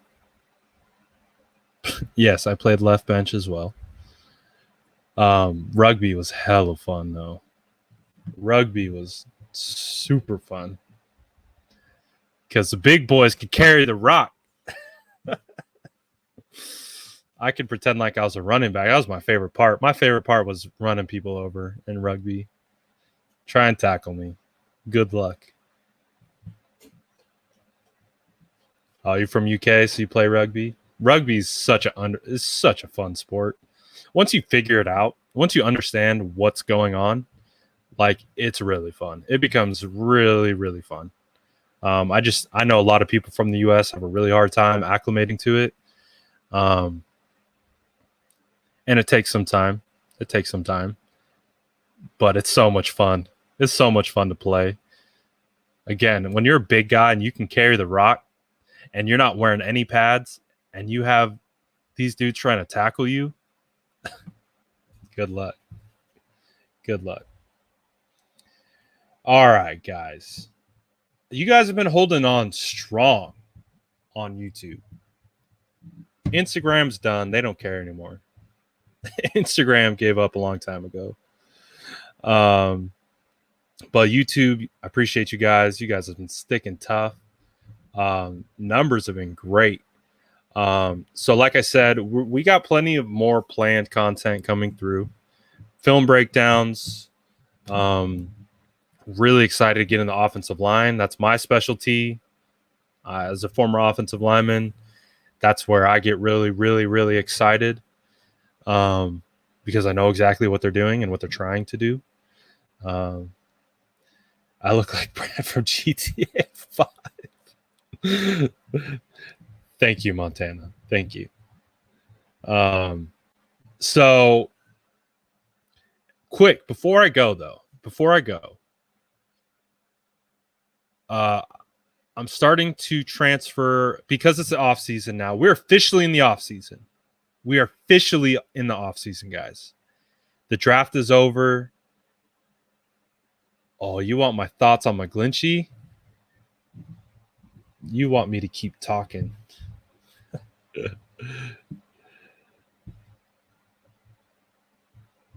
All right. All right, fine, Jaden. You get me talking about the O-line. You suck me in. You suck me in. All right. You want my thoughts on Mike McGlinchey? Mike McGlinchey is the second best run blocking tackle in the NFL.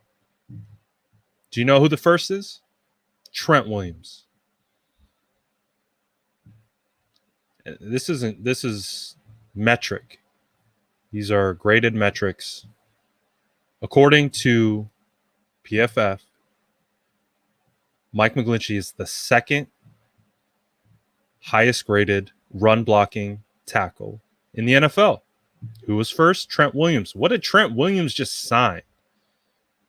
Oh, that's right. He signed the richest offensive line contract in the history of football. Now, granted, Trent is elite at pass blocking and run blocking. We understand that. But you guys have to understand as well that the offensive line that Kyle Shanahan has built is built to run the ball. Not only is it built to run the ball, it's built off play action, which means run action for offensive linemen. And JT, I understand what you're saying about PFF. I get it. I really do. As a former offensive, I get it. I get what you're saying. But the tape backs it up. That's the difference. You can't just look at PFF.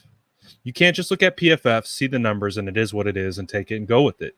You got to watch the tape, and you got to match it, and you got to make it make sense. And with the tape of Mike McGlinchey is a godsend to this offense when the offense is running the football. When this team is running the ball down your throat, Mike McGlinchey is, you could consider one of the best offensive linemen in the league. The problem is that when we get away from what we do and we have to play from behind, we have quarterbacks who hold the ball too long, aren't hitting timing routes, aren't hitting plays that have to be predicated on timing. Again, you guys, there are pass plays where it's hitch, like literally hike, hitch, throw. And if you're not hike, hitching, and throwing, you're getting sacked. Because the offensive line, we have internal timers in our head. Each play requires a specific amount of time that we need to pass block for. And trust me, that's real. So in run action, the amount of time can vary quite a bit. But when it comes to standard drop back passing, which isn't the strength of the 49ers offense or how it's been built, and then you have quarterbacks not hitting timing, we have communication issues with center, dictating which way protection should go. You're putting your guys in a position to fail. And guess what? When you put your guys in a position to fail, they typically do so. So with Mike McGlinchey, when you put him in positions to be successful, he's far more successful than he does fail. But when you put Mike McGlinchey in situations that are very difficult for any offensive lineman, he's going to struggle. And so with Mike McGlinchey, I have zero problem he does in the run game. How he blocks in space, how he gets to second level, how he operates in the screen game because he gets out in space and becomes a lead blocker. Zero issues with any of those things. The only thing with Mike McGlinchey and everything it comes back to is his pass set technique. If he can get his pass set technique corrected, I've broken it down many times before on my personal, where you can see his feet get mixed up, which then pushes him off balance, which then allows him to get put on his back a couple times. That happens to offensive linemen. Again, playing offensive line, playing tackle specifically, is arguably one of the hardest things that anyone has to do on a football field. Because think about it. Offensive linemen are going to be the least athletic players on the field. That's just the nature of how it works. Because all the athletic players play defense. All the freaks play on defense. all the massive human beings, the Khalil Macks, all those guys play defense. They don't play tackle. So you're already at a disadvantage from a skill set standpoint. And then as an offensive lineman, I'm taught that I have to retreat backwards and essentially take on the best athletes in the world and be able to stop them, their forward momentum, while I'm moving backwards. That is extremely difficult. And I think 49er fans have a really hard time understanding the nuances that go into playing offensive line because it's extremely clear. They don't understand it. They don't understand how difficult it is. And they don't understand that not everyone is Trent Williams in the pass game. That's just not how it works. That's not why we drafted Mike McGlinchey. We didn't draft Mike McGlinchey to be a pass blocker. If you guys wanted a pass blocker, Trent Brown would still be on this team. Guess what? Trent Brown isn't on this team. He got traded because he couldn't block in the run game. He couldn't block in the run game. Trent Brown was one of my favorite players, but he couldn't block in the run game. So he got his ass shipped out. He's not here anymore. He got traded. Guess what? Guess who they went? Guess where they went? Complete opposite of Trent Brown. The complete polar opposite of what Trent Brown was. So again, what are your guys' expectations? What are your expectations? You want McGlinchey to be Trent Williams? That's never going to happen. That's never going to happen. So again, you're setting your own self up for failure. You're setting your own self up for failure if that's what you believe McGlinchey should be. McGlinchey is a mauler. He's a run blocking savant. When it comes to technique, when it comes to leverage, when it comes to power, everything in the run game, he's legit. Now I understand. When it comes to pass blocking, his technique needs work. I can coach you and tell you what technique he needs work on. But again, the 49ers don't run straight drop back passing concepts. Those only become a necessity when they're playing from behind. So there's so much context that goes into playing offensive line. This fan base has become so focused on the negative plays, which I get it. They don't look great. I understand what you guys are concerned about. But there's a reason why it's happening. There's a reason why. And I understand the reason. And if McGlinchey's going to get better and we want to look at it from a pass blocking standpoint, then McGlinchey has to keep repping pass blocking. The film is not terrible on McGlinchey. It's not. McGlinchey has great film. McGlinchey has poor pass blocking reps on tape. Absolutely. Absolutely. But when it comes to McGlinchey in every other facet of the game, which again is the priority of the Kyle Shanahan offense, which is running the football, he does exactly what he needs to do. And he goes above and beyond. So again, you guys have to be able to take that into consideration and understand the context. You can't. He was drafted to be a run blocker. Oh, surprise. Surprise, the run blocking tackle isn't that great at pass blocking. Yeah, well, don't put yourself in a position to be behind double scores where you can't run the football and you have to abandon your game plan. Yeah, don't do that. Your players won't play as well. Guess what? Shocker, I know, right? Unbelievable. Absolutely unbelievable. And I get who's brainwashed you. I get where some of you are coming from. I understand it. I get it. You guys are coming from a place where you only focus on the negative. Have you focused on the positive? Have you? No.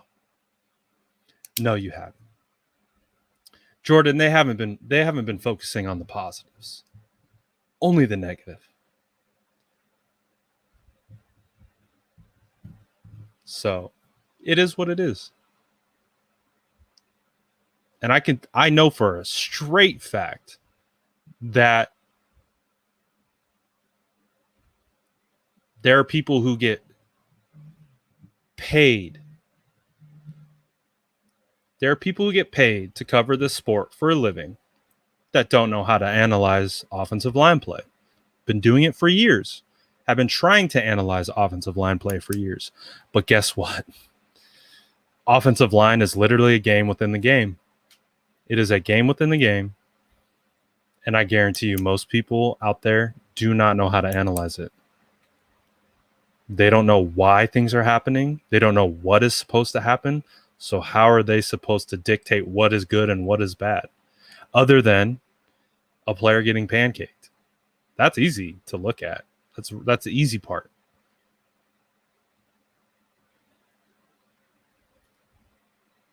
But yeah. This is a pro McGlinchey channel. So we will take on all the negativity surrounding McGlinchey all day. Every day. Come at me, bro. So again, super excited to get this team back to running the football. Guess what? Everything falls back into place. Everything falls back into place. 49ers are running the football, executing play action, doing all those kinds of things. Guess what? Y'all liking McGlinchey again. So that's fine. Keep that same energy. Do what you got to do. Listen to who you want to listen to.